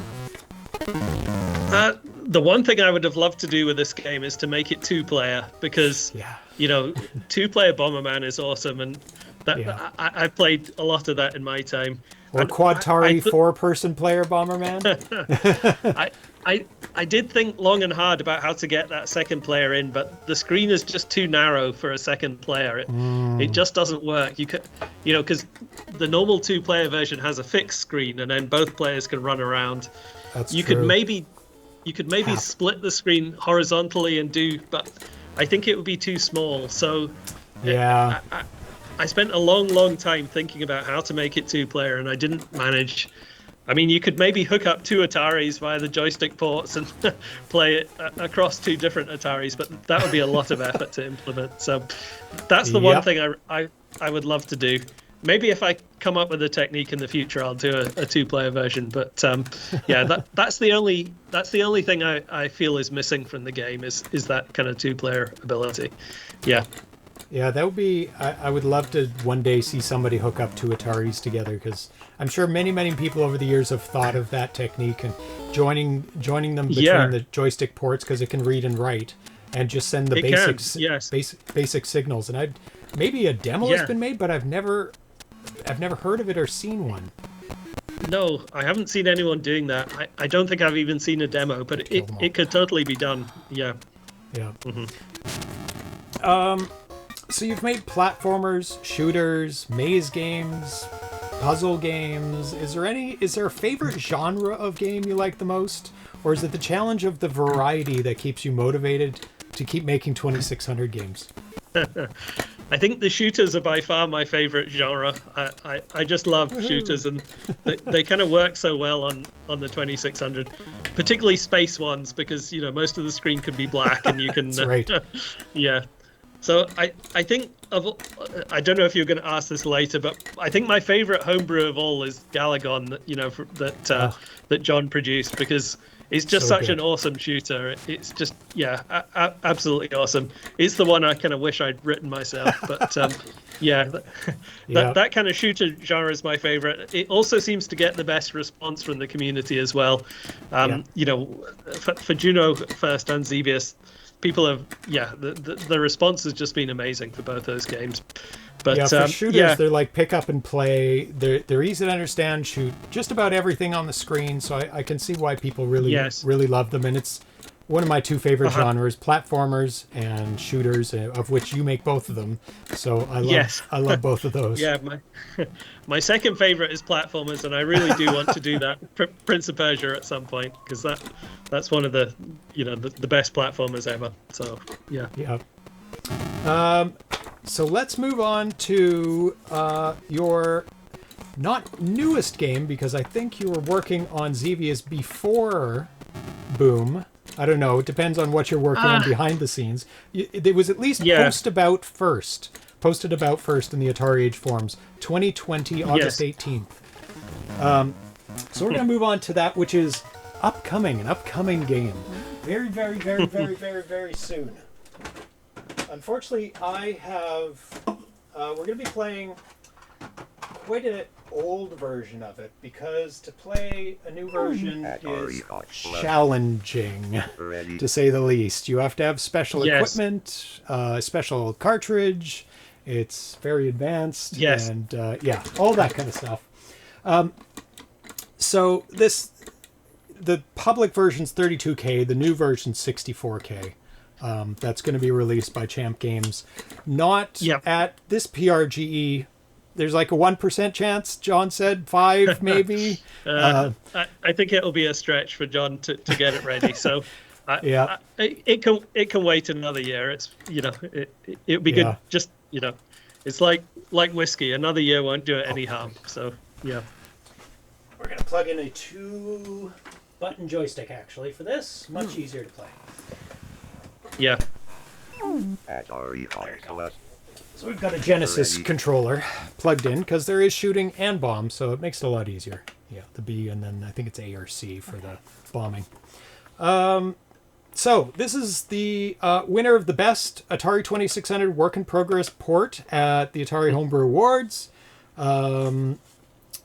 slightly modified version of the original naming of Zeviouz. The original name was with a Z, but as S at the end. So you put Z and Z at the beginning and at the end of it. So this is an absolute masterpiece. It's stunning visually. The scrolling is so smooth. The amount of detail in the graphics on the landscape is very rarely seen on a 2600. But before we get into that, can you give a bit of background on Zeviouz? Obviously, you love shooters. Yes. What's your association with the arcade game and your decision to bring it to the 2600? Yeah, so I have played the arcade game a lot.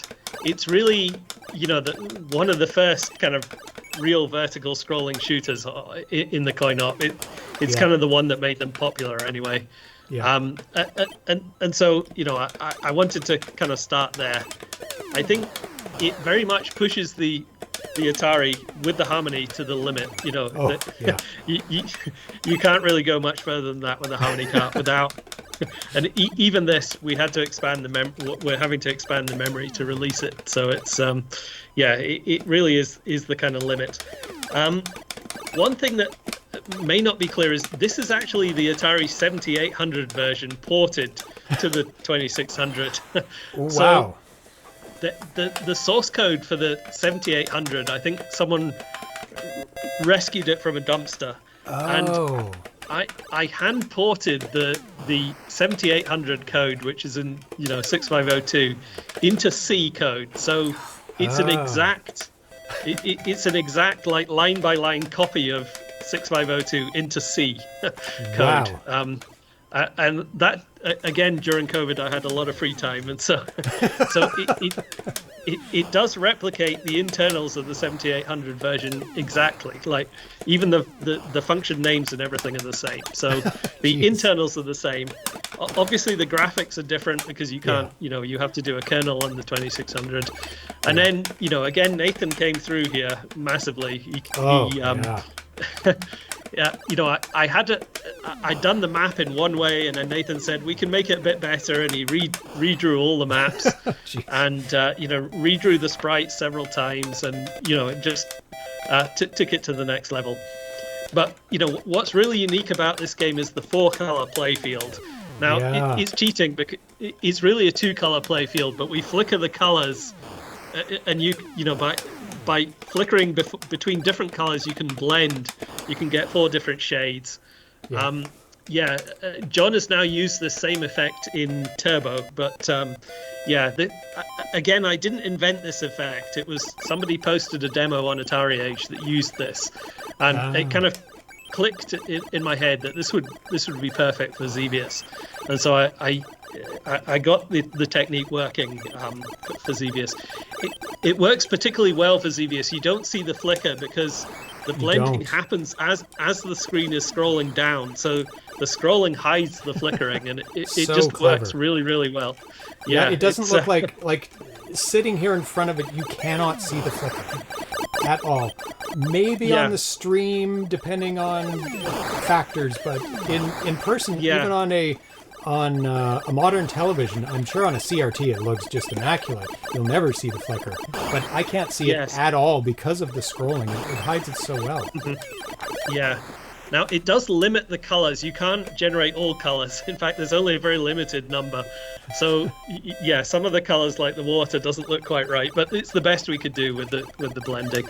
And again, Nathan tried, hundreds of combinations before we kind of settled on one that we thought worked. So, But it's a good green and a good blue. I mean, it looks really, really good. Yeah, but I am very proud of this game. I think after Juno first, this is my favorite. So we have a question from Nostalgic, who's asking all the questions, and good questions. Does each section of the map have its own kernel, or is there a single kernel that can handle any part of the map? So currently it's a single kernel that can handle everything. But we're going to add those. Well, we're hoping to add those Andor Genesis bosses. The big, the big ships. The first boss ever in video game history. Yeah, exactly. And that will require a different kernel. So okay.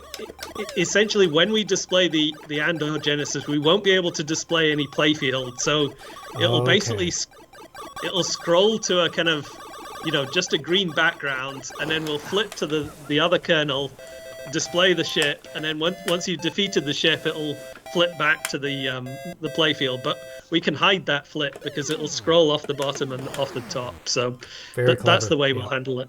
Now, I've written the kernel, but it's not plugged into the game yet. Okay.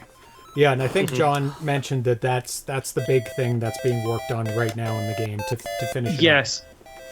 So John has taken over completely on the coding because I just don't have the time. So I've given him everything I produced, and he's very kindly stepped in, and I know John will do a fantastic job with it. So of course, yeah. Uh-huh. That was my next question. Your programming collaboration with John Champeau. So you handed over obviously the source code and everything you have, and just said, "Here's the state of it." You probably had to explain a bit.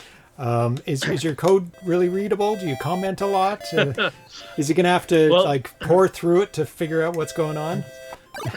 John says we have a similar coding style, so he was able to figure it out relatively easily. He's probably being polite, but he does seem to be able to, he modified Chetiry and Juno first and was able to kind of figure it out relatively easily. So, yeah. That's good. So you've had a number of games sold through the Atari Age store, and now Champ Games. Can you talk about the experience of people buying your games and the feedback you've got either online or in person? Yeah, I don't think I've had that much feedback. I mean, people post on the forums. There's a lot of feedback while I'm building the games, but after they've released, I don't hear too much. You're too busy playing them. That's why. Yeah. Albert would very occasionally send me, sales figures for the games, and they all sold remarkably well, like far more than I anticipated. But yeah, Albert was always, extremely supportive of my games, and he was generally happy to publish anything that I wrote, and it was a really good partnership with Albert, and obviously John has now stepped in, and I'm super grateful to him to for re-releasing the games and now releasing these new titles on his label. So yeah.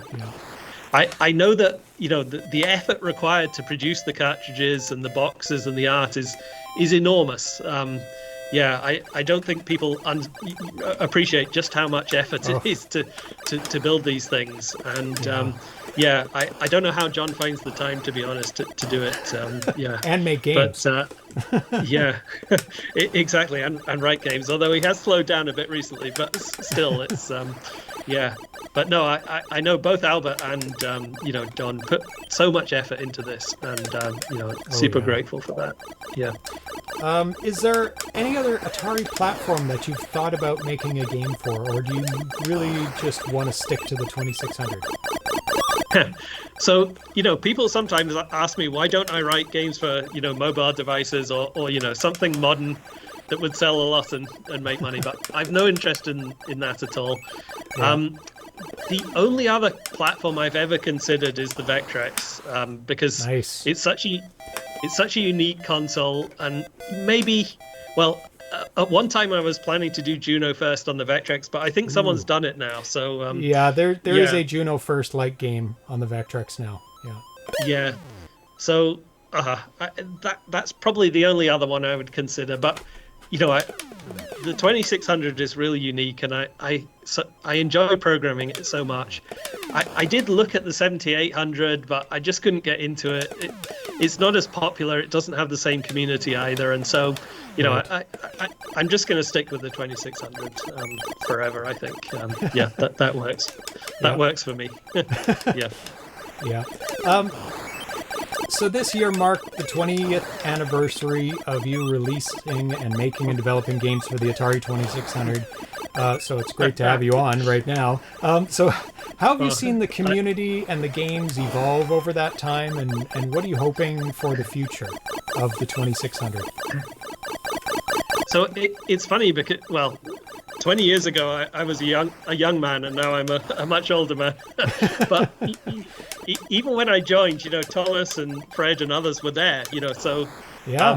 The community's been going, the homebrew community, a lot longer than me. In fact, the whole Zeit label kind of came and went before I even got started. So, right. It's been around a lot longer. It's hard to believe 20 years have passed, to be honest. I think, there've been various kind of, big things. I think, the Harmony cartridge really kind of helped the homebrew community. Oh, yeah. Because before then it was hard to release on cartridge. And then I think, Batari Basic has made a huge impact as well, because it's kind of lowered the bar to entry. And then I think, not blowing my own trumpet, but I think CDFJ really made it possible to do these kind of, arcade games that really look like the arcade games, because you're writing the game in C code rather than 6502, but it's still very hard to write these games, and the constraints are there. But you still have to write them, even if there's an ARM chip in there. You have to write every single line of code. Yes. So I think the only thing that we can do now really is a kind of faster processor in the cartridge. And I know there's a few things in development that, because the Harmony cartridge is based on a fairly old ARM chip now. It runs at 70 megahertz, which sounds a lot, but it isn't. Yeah, because it's also, it's feeding the Atari with instructions, so you only get a fraction of that 70 megahertz. Yeah. One thing we love is a kind of dual core processor where, one core is feeding the Atari and the other you could use kind of purely for the games. That would make a big difference. Yeah.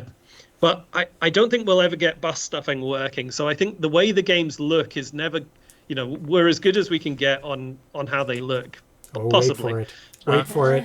Wait for it. I mean, people always surprise me, but I think having you could put much faster ARM processors in the cartridge that would make a difference. But beyond that, never say never. But yeah. So, do you have any ideas for ports or originals that you'd like to do next? And can you reveal what Project Bruce was when you went on a break in 2012, or is that still a secret game in development? Okay, I need to do some reveal on your show, so I'll tell you that Bruce is Tron, the game Tron. Oh, there you go. I think it's the actor. The actor in the Tron remake is Bruce somebody. Okay. Nathan came up with that name. It's quite obscure, but Bruce was Tron.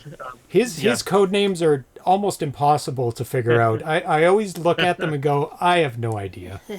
Bruce Box Leitner. That's Gamma Dev says Bruce Brox Leitner. Gotcha. Yep. Yeah, that's the guy. So Bruce was Tron, and we did do a bit on Tron, as I mentioned earlier. But nice. I'm not actively working on that now.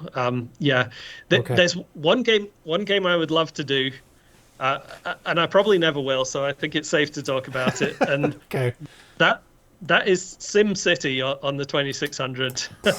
Now, the source code for SimCity has been released, you see, so you could, and it's written in C, so you could you'd need a faster processor, but you could take that source code and put a 2600 front end, and SimCity did come out on the ZX Spectrum and various 8-bit computers, so I've seen some chunky SimCities. Some very chunky SimCities on various systems. So I think the 2600 with like your boom style display would work quite well. Yeah, you could overlay sprites on the playfield. I've kind of worked out all the math on paper, and it definitely works. But it would require a lot of effort to do. But I love arcade games, but I would love to have a game on the 2600 that you just play for hours and hours, like SimCity. Just something that you could, and you need a game save, and you could keep coming back to it and just keep the same game going for days or months. Save would it be to great. save it to the AtariVox and Yes. load it back up. It would be a very large chunk of saving area, though, like very large. Yes. So set aside a whole AtariVox for it, probably. It would have to sell boxed with an AtariVox labeled as SimCity save data. Exactly. I think we'd probably have to save it to the cart. It wouldn't fit really on the AtariVox. But that's on my list of things I'll probably never do, but would like to, because the source code is out there. It could be done, just like Prince of Persia. Yeah. Nice. I think that is all the questions that the chat has, and I do. S. Ramirez says you have to do it now, and somebody said Atari City. There you go. Yeah. You can get it fully licensed and release it and put it on. Put it out there. I can't remember what the open source version is called. Something else. I think it's called Perplexity or something like that. I can't quite remember. They had to change the name when they released it open source. But okay. Yeah, so it's there for the taking then. Yeah, that's great. Yeah, exactly. So yeah. I think that's it for the questions. Anything else you wanted to add or say or talk about? I know we're going to see you at PRGE in 2 months, almost exactly. So that's going to be exciting. I made some notes, and I think we've covered everything and a lot more. We've definitely gone into more detail than I could imagine. But I think the 2600 is a fantastic console, and it's amazing that we're over 40 years later and we're still finding out kind of new tricks and techniques and new games. I think there's still quite a lot of golden era arcade games that haven't been ported, so there's a lot that could still be done on the console. So 100%. I'm hoping John will continue to chew through the catalog of arcade games and port them, and I'll do what I can when I've got time. But I think it would be great to have someone who is good at music on the 2600. That's really one of the gaps. It really is. Yeah. And I do see a lot of demo makers release TIA based tunes, but they work in not on the 2600, but a plug-in that emulates a TIA for the 2600. And I hear amazing tunes all the time. So maybe that's a good resource to tap into. They can create them on, I don't know if they can be put on more than a title screen because they're so intense. Like, they're incredible sounds, or maybe toned down a bit or something like that. But there are some decent musicians out there, but they don't develop directly for the 2600. Well, if they can get involved in the scene, that would be fantastic, because that's what we're missing. We need better tunes and better music, and I'm not very good at it. I can't read music, and so it takes me a long time to do even the most simple tunes. Well, thank you so much for coming on for your developer spotlight, and we would definitely love to have you back for the premiere of the final version of Zeviouz, or for the unboxing whenever it's ready, along with John, of course, because you're co-programmers on Zeviouz. I'd love to come back, and thanks for having me on your channel, and thanks, Tanya, for playing through all these games. Oh, it's so much fun. Good variety. Yes, good variety, and he gets to do all the talking, and I get to do all the game playing. So no complaints here. No complaints. Yeah. Okay. Well, the later games are better, but thanks. There's a lot of fun in the early games. Don't sell yourself short. I love Hunchy too. Yeah. Yeah, awesome. Well, thank you very much. It's been a pleasure to be on your channel, and looking forward to seeing you and everyone else at Purge. Yes. Yeah, you bet. Thank you so much, Chris, and have a good night. Yeah. Yep. Thank you. Cheerio. Bye-bye. Bye. That was excellent. As always, to talk to Chris. Looking forward to seeing him at PRGE. Just open up Firefox there. There you go. That should take you right to the chat window. Yeah. It's treat time. Yum, yum, yum, yum. What's going on there? Oh, we get to talk about that. They didn't hear it because we're still... Yeah, we'll put this away and I'll trigger it again. Okay. So that they can hear it and go absolutely ballistic. Yeah. They know something's up. It's funny. They're giving us eyes. Like, what's going on? Why is it flashing? But now they'll get used to the flashing. Yeah. And they'll be like, even if they can't hear it. Yeah, there's flashing. Cat cam, please. Oh, right. Yep. Let's go. It disappeared. Poor cats. Not on the cat cam. Sorry, babies. There we go. Cat cam. So it is treat time. Treat time let for me kitties. trigger it so that The cats cats can hear it us, because yeah. they need to know. It's treat time. Yum, yum, yum, yum. Yum, yum, yum. Okay, yes, this. I did tease this. Last show, we are now running Home Assistant in the house. And we have a whole bunch of stuff, not tons, but a little bit of stuff hooked up. So I have an RF blaster from Home Assistant blasting to this to tell it to do things. Actually, let me get the bedding going so I can talk while that's happening. Kitties. Are you ready? Are you hungry? Are you hungry? Are you hungies?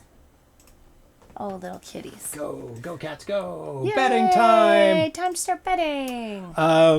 So place your bets now, Atari and Sid. Yep. Sid, So, Atari. and I found out that you can get OBS to do webhooks to talk to Home Assistant. So all OBS has to do is go to a URL. Yeah. And it triggers in Home Assistant automatically to do neat. whatever you want that you've programmed it to do. Nice. So I've got a couple things hooked into this. Yeah. RF Blaster, a distant descendant of Sound Blaster. Yeah. That's right. It's before Component Blaster. It was RF Blaster. There you go. All right, so we've got a few for Sid 1-2, a few for Atari 1-2. People are feeling safe bets. safe bets, pretty but balanced. Don't discount the Sid 3 I Plus or know. Atari. Oh, there's a Sid 3 Oh, Plus. nice. You never know. You never So we've know. got some lights on Home Assistant. We've got some doors on Home Assistant. Yeah. I've got the laundry, washer, dryer. And now I just hooked up the door. I figured out how to not trigger it when I take the laundry out. Oh, I see. Now I've hooked the door up to the laundry, and it has to be Open? outside No. of the window. So it checks if the door's been open recently. So if the door's been open recently, then don't It doesn't count it. Don't say the Oh, laundry's that's so done. funny. You're getting all I into figured the it out code of today. it now. Yeah. Very good. Very 'Cause good. I was like, Ooh, oh my- we've covered the spread. 20 Excellent. seconds left. 20 seconds left. If you're new to the show, we're betting to see which cat can ring the bell 10 times Not first. yet. And by how many more than the other cat. And each time they ring the bell, they get a treat. Oh, and stay tuned for the news. Yes, the something news that's is coming gonna after. Yes. blow Mind-blowing? Your mind. Mind-blowing. We're going to do a bigger feature on it later and do some interviews. Yes. But Yes, this you're hungry. is... Oh, you're hungry. I cannot understate this. This is revolutionary. Submission's closed. Revolutionary for 2600 programming. Okay, kitties. Are you ready? All right. All the bets are in. Get away. Get away. Okay, I think we're ready. So you need to get the bells. Okay. Put the bells out for you. You want to shut the door? Oh, yes. You stay there. Stay. Stay, cat. It's better about not running out now. Yeah. Yeah. Okay, cats, you ready? Atari, hey, pay attention. Cats? Ready? Oh, my goodness. Sid is ready. And go! Atari, Atari! And then Sid We're off right to the away. races. They Wow, are that was immediate. hungry cats. Num, num, num, num, num. The first slow crunch. Yeah. They savor the first one. Yeah, they're like, So good. These are Yum, good. Yum, yum.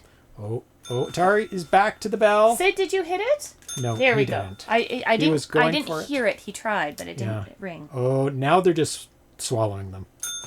Oh, Atari's Atari? ahead by just a little bit. There's Sid's Sid. close behind. Very, very close behind. Come on, kitties. You Come can on, do kitties. And Atari double ring, but only counts as one, of course.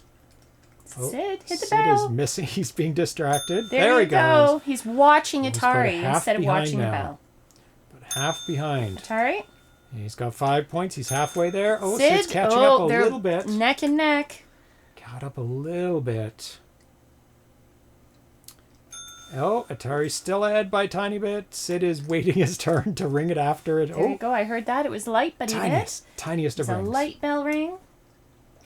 That's Atari. Ahead by just a bit. Is he going to win? Oh, There- Sid has got his own Sid's bell got now. his own bell going. He's finally figured out there's a bell over there. He doesn't have to walk over each time. Oh, Sid Sid this pulls time. ahead. It's 8-7. Can Atari. Atari catch up? We've got a race on our hands. Oh, neck and neck. Oh my goodness, Sid Furry found his neck own to bell. furry Surprise neck. bell. Oh, Sid is Sid. ahead. He's on game point. Atari, you gotta go faster if you're gonna Atari. win. Oh, he misses. Oh no. Okay, Sid is he's close. He missed it. He's looking at the other bell. Oh, he's he done got it. it. It's over. It's all over. Oh, kitties. Ding ding ding. Clean up your messes. Yes. Clean up Extra the treats. Wow. That was- Oh back wow. and forth. And Sid Very pulled close. ahead at the very last second. Wow. Very close. That was super close. That was unexpected, actually. So it is Sid by 1 point. Wow. Close, close, close one. Usually it's by 2 points, and there's a cat that's quite ahead. So the winner for betting on Sid 1 and 2, winners are Markzilla 1985 and Dave M. Ratio. Good job. Good choice. Good choice. Ratio of 6.3 to 1. You guys get to split almost 1,000 channel Very points. nice. Hot and cold running Yeah. back. Congratulations. Pink and blue. Congratulations. So, let's switch over to this. So, there is not new news, but No. there is new news Okay. at the same time. So the original thing was posted right here by Zack Attack on May 7th. And it is under a post called PXE New Elf Based a BB Kernel. Since I'm in dark mode, and he posted in dark mode, black on black. Don't change the font color, people. Hi, everyone. With some help and inspiration from 8-Bit Poet and Mike at AEI, I've been working on creating a new Atari Basic kernel. It is based on the new ELF file scheme, but maintains about 90% compatibility with existing DPC Plus kernel. It's still a little rough around the edges, but it's far enough along that I'd like to recruit a couple of Atari Basic developers to test it out. If it's something that interests you, please reach out to me. I'd like to hear about the project you have in mind and discuss how it would benefit from this new DPC Plus ELF kernel. Programming with DPC Plus Alpha's kernel is very similar to DPC Plus. Existing commands work the same. Most DPC Plus games can be converted over by simply removing all bank commands, changing the set kernel, and adjusting the DFX-FRAC Inc. values to compensate for the higher color resolutions. Additional commands have been added to enable the full PF width and horizontal scrolling. Oh, that's me, Mike Bachman. Hey! Enhancements. So this is a pretty good feature set here. Over 50 extra variables. More variables is always nice. Playfield and background color can be set per line, allowing smoother vertical scrolling and more detailed playfields. Horizontal scrolling as well, so all over. Full 40 pixel playfield width, so you don't have to set aside and ignore PF0. Improved flicker logic, only the overlapping portions of sprites will flicker when large sprites partially overlap, so they're right up against each other. 60K of ROM with no, listen to this. Oh, I can't highlight it. No bank switching commands required. Now that piqued the interest of a lot of people. Oh, yeah. Because that doesn't make sense. Doesn't make sense. Not at all. And that's the news. Wait for it. Graphic data can use all of the available ROM space, more available CPU cycles and VBlank overscan, automatic horizon masking of players 1 through 16 for all new size operations, automatic detection and color conversion for NTSC and PAL consoles, color cycling, palette shifting. This is all absolutely amazing. Supported emulators. Gopher 2600 emulator. I know all those words, but that sentence makes no sense. Auto magic bank switching? Yeah. Nope. Nope. So you can run these programs, games you make with this new, what did they call it? PXE. On Gopher 2600 and Stella. You can run them on Plus Cart, an Uno cart, and supported retail carts. It's a Chameleon cart, which the Mattress Monkeys was used making the Chameleon cart, which also supported putting a 2600 game and a 7800 game on the same cartridge, which is also magic, but that's not the news. Okay, so let's fast forward ahead, which is what caught my eye today. Did somebody post? Oh, somebody did. Dirty Harry posted today, which caught my eye, and he said, I just stumbled over this. I can only speculate how it works. And he's speculating about the 60K.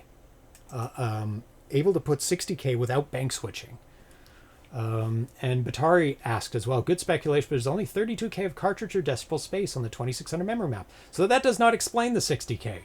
Maybe some of the creators want to give us the answer here, as it will help us adopting these ideas so more people can use them. Because it wasn't really explained fully. Yeah. I will explain right now how they do it. And I'm going to show you how they do it, actually, as well.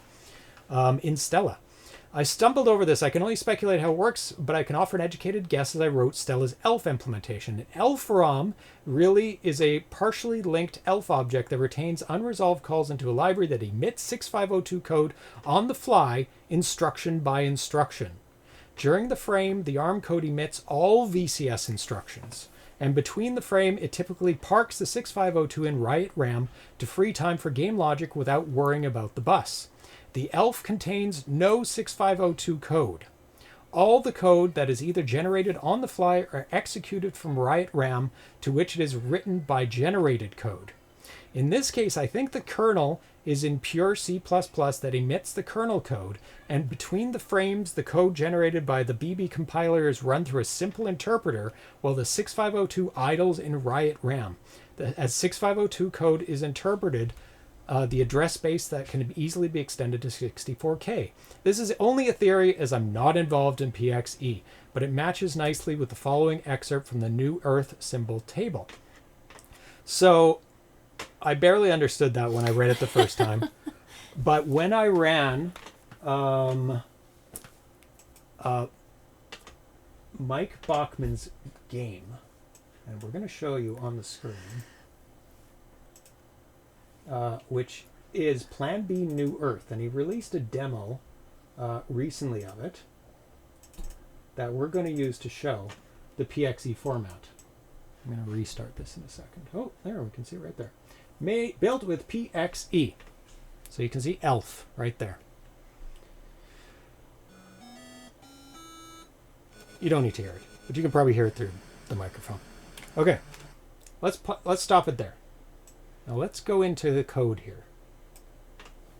Now let's go, you can see a whole bunch of breaks, right? And you're like, oh my God, look at all those breaks. It's doing absolutely nothing. And he was talking about idling. So there's a whole bunch of breaks here, but that's not the interesting part. So let's take a look as it draws the screen. Now watch this area right here as I step through it step by step. Wait for it here. This is not the right spot. There we go. Now, 1 second. Let me step through it a bit more. Okay, it's got a start here. And no operation.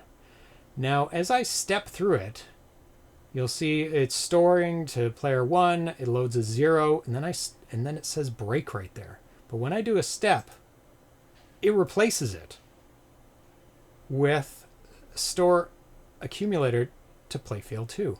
Then I do a step, and it loads a 0 and store to playfield 0. And then it's building code on the fly. So what this format does is it just feeds it line at a time to the 2600. That's all it does, is it takes it from the cartridge and spits it out to the 2600 in real time.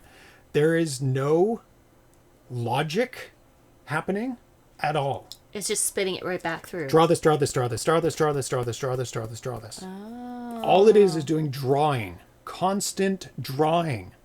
This is faster than anything that has ever been developed for the 2600. Faster than everything. DPC, DPC plus, CDF, CDFJ, CDFJ plus. Those all do various things. This just draws. That's all it does. It just draws at exactly when you want it to draw. Wow. And that's as fast as you can get on the 2600. Okay. There is no faster. Absolutely stunning work. Like, you just go step, it just draws. Wow. Way faster, yeah. Yeah. All it does is draw. Wow. Draws the whole screen. Unbelievable. So it's just storing and loading into the accumulator, and that's it. Dumping it out. Dumping it out, loading into X, loading into the accumulator. So, and this code is not even, if I'm understanding it correctly, is not even stored in the cartridge. None of this code is stored in the cartridge. It's made by the cartridge and spit into the 2600. Okay. So you're writing in C++ your whole game. And then it's just spitting out the drawing of the And game. it's compiling it into 6502 assembly code. Wow. And spitting it. Wow. A, X, and Y. Yeah. Wow. They have won the game. The game is won. There is no better. There's no faster. way. There is no faster way. That's so now I have to learn C++. Yeah. It's astounding. Absolutely astounding. Yeah, that's interesting. So that's PXE uses 6502 but runs in the ARM. Okay.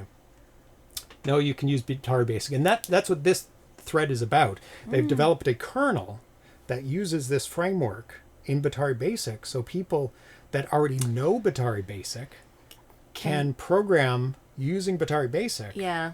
And it'll use this techniques. Wow. So 60K of game and 4K of runtime. Yeah, I think that's about right. So he did send me an updated list of all the features of this framework PXE. I don't know how to compare it, but it's like it's unbelievable. Like, this surpasses most types of frameworks that have ever been existing, and it works on Atari Basic, and people can port over their games they're working on right now Into it. Anything they're working on in DPC Plus with minor alterations, I think, very, very minor alterations. I think they just have to get rid of bank switching and one more thing, I think, as well. Oh, 0K of runtime because it's generated on the fly. Yeah, it's not stored. It's bus stuffing to the next level. So it surpasses bus stuffing. So Mike has replied here. Looks great, guys. Shoot, I'll now need to develop a paddle game.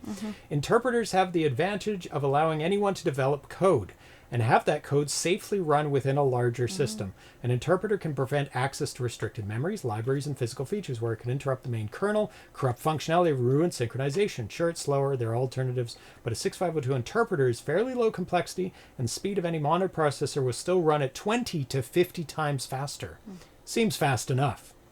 So if you can execute the code and the logic behind your game at 20 or 50 times the speed of the 6507, then you're good to go. Trained software engineers can write the whole game in C or C++ or even assembly. Oh, okay, that's great. And do even more. But Atari Basic opens the door to many people, and using the output of the Atari Basic compiler and paves the way to massive feature expansions for those programmers. So I'd love to have Zack Attack on. Yeah. And expand on this, because when I saw this first, in black, I didn't really realize what was happening here because it wasn't really revealed what was going on behind the scenes. He's just like, oh, here's a new Atari Basic kernel. It looks like magic, and is like, what is? That's amazing. Going to be awesome to make programming in shorter time frames. Yep. Yeah, but there's a virtual machine runtime of a sort. Yeah, you're programming in another language, and it's spitting out code in a different language. So people who know C++, yeah, all gameplay is on the ARM. Yeah. Unbelievable. This is revolutionary. I can't understate it enough, overstate it enough. It's revolutionary. This is the end game for programming on the 2600. Wow. No faster. The only thing that can be faster is the processor on the cartridge now. Yeah. Which, yeah. You can just put a faster and faster chip in there, and it'll just do the logic faster. Oh boy, the blowback from this is going to be enormous. Yeah. If they thought CDFJ was cheating, Yeah. some people say that all the time. It's like, this is barely even touching the 2600 now. Yeah. It's You're still, not even programming. You're not programming on it. You're programming outside of it and making code for it. Yeah. But it's still using the 2600. Yeah, there's gonna be some comments. Yeah. Still wondering how to time the game events. Yeah, you're going to... I don't know about how the synchronization happens, but I did see something in here. Where was it? Time on the VCS and time on the ARM. You can see as you step through that. I think that has something to do with it. You have to keep them in sync. Yeah. So you know how fast the 2600 is processing things, because you have to keep them in... You have to feed it the next instruction in time for it to execute that instruction. I'm sure they've already... Oh, bus queue size. Look at that. So they've got a queuing system. 10, 13, 10, 11, 14. There we go. So you can make sure that it has enough code to execute it with plenty to spare. Yeah. The 2600 is your graphics card. There you go. Pretty much. That's that's your graphics card. Wow. Anyway, so that's the big news. That's incredible. Absolutely mind-blowing how this works now that it's been kind of discovered and revealed. The magic has been revealed.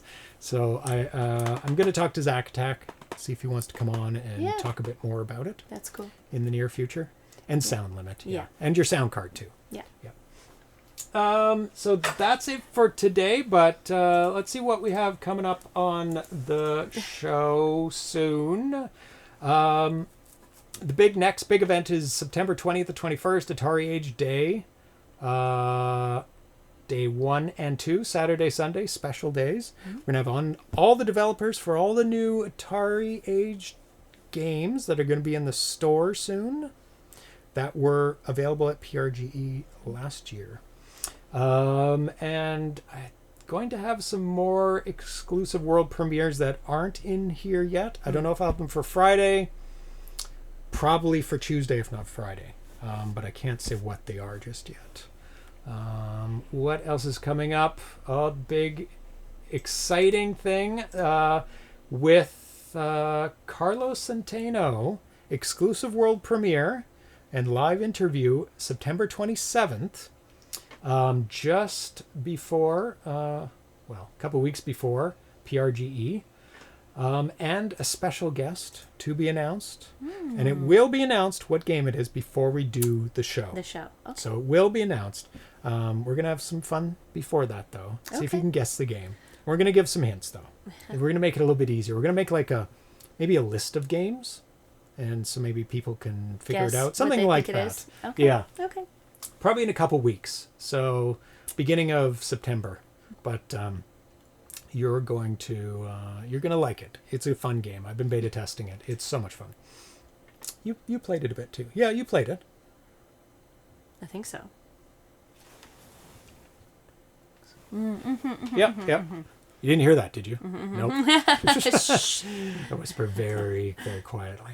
I do have a compressor on this, but Yeah. And just before PRGE, we're gonna have Albert Yaruso on the show. Yes, we're gonna have some. All to ourselves. Nice. No interruption. Just no Al. going to somebody else. It's not Nice. part of something else. No. It's just Al. Just Al. Chatting for with a Al. Spotlight on Al. Lunchtime with Al. Yeah, lunchtime with Al. All your questions about Atari Age and how it runs, that's the time. It goes back to the string to study lip and throat movements. Yeah. We could narrow it down probably to syllables and Nostalgic's already like, well, it's not Qbert. If Tanya likes it, it's not Qbert. another version of Qbert. You just have to slightly turn your joystick. And then, of course, October 16th through 19th, 4 days of broadcasting from PRGE. We're going to be having a sneak peek while it's set up. We're going to be going over all the new releases. It's going to be a lot. I've seen the list. The thing he packs in with when he ships stuff. I got in my last chance thing. Oh, yeah. Some of those or all of those or more than those, because I've heard some other names being thrown around with some games that are in development that might be part of it. We'll see. Day 2, floor tour. Day 3, developer interviews. See who's there. 4 days of fun. And a whole bunch of other stuff that's not scheduled yet. But I think the Eduardo Mello interview is coming up soon as well from Opcode Games. That'll be a lot of fun. And I think that's it for now. Oh, wow. It's only 8:25. It's not bad. Wow. Not bad. 2 hours. Yeah. 2 hours. Flew through it. It's great. Yeah, sometimes we keep developers. Well, he didn't have as many as some other developers. Many games. Yeah, we still have a lot of games. Still a lot of games. Yeah, But, I could have kept playing. You kept pushing me along. I'm like, okay, fine, I'll move on. I was just getting better at this game. And... Yeah, nope. Off it goes. And I know there's going to be demos there, right, BR Pocock? Are you going to have a demo? Demos. Is it going to be ready for PRG? Oh, you keep putting pressure. Oh, I know poor Bruce Roberts. So I know he's trying. He's trying to get it ready. But I'm sure he'll have something. Yeah. He'll have something. Hopefully. Yeah, some kind of demo. Yeah. So that's it for us till Friday. Oh, it's so close. Oh, Yay! nice. Or we're gonna have Ehrling back, and we're gonna be playing some more games. been Could a be while. anything. Could be anything. It Yep. might be those things on the Pulling list. stuff out. Pulling May stuff not out. be that on the list. I don't know. Things change all the time. Yep. It's fun. Just go with what you feel, what That's vibe right. you're into that day. That's right. Yeah, I like that. What vibe Ehrling's into. Yep. Yeah. So thanks for tuning in. Yeah. It was a lot of fun. It I was love fun. talking got to play developers. Lots of games. You didn't even have to talk. I don't have to talk. Just like press buttons. I'm just like, okay. Joystick. Are we streaming? Are we streaming? Oh yeah, no, I'm just you're playing still, games. I'm just listening to the conversation, playing video games. That's right. Yeah, I love Lots it. of fun. Thank you for tuning in.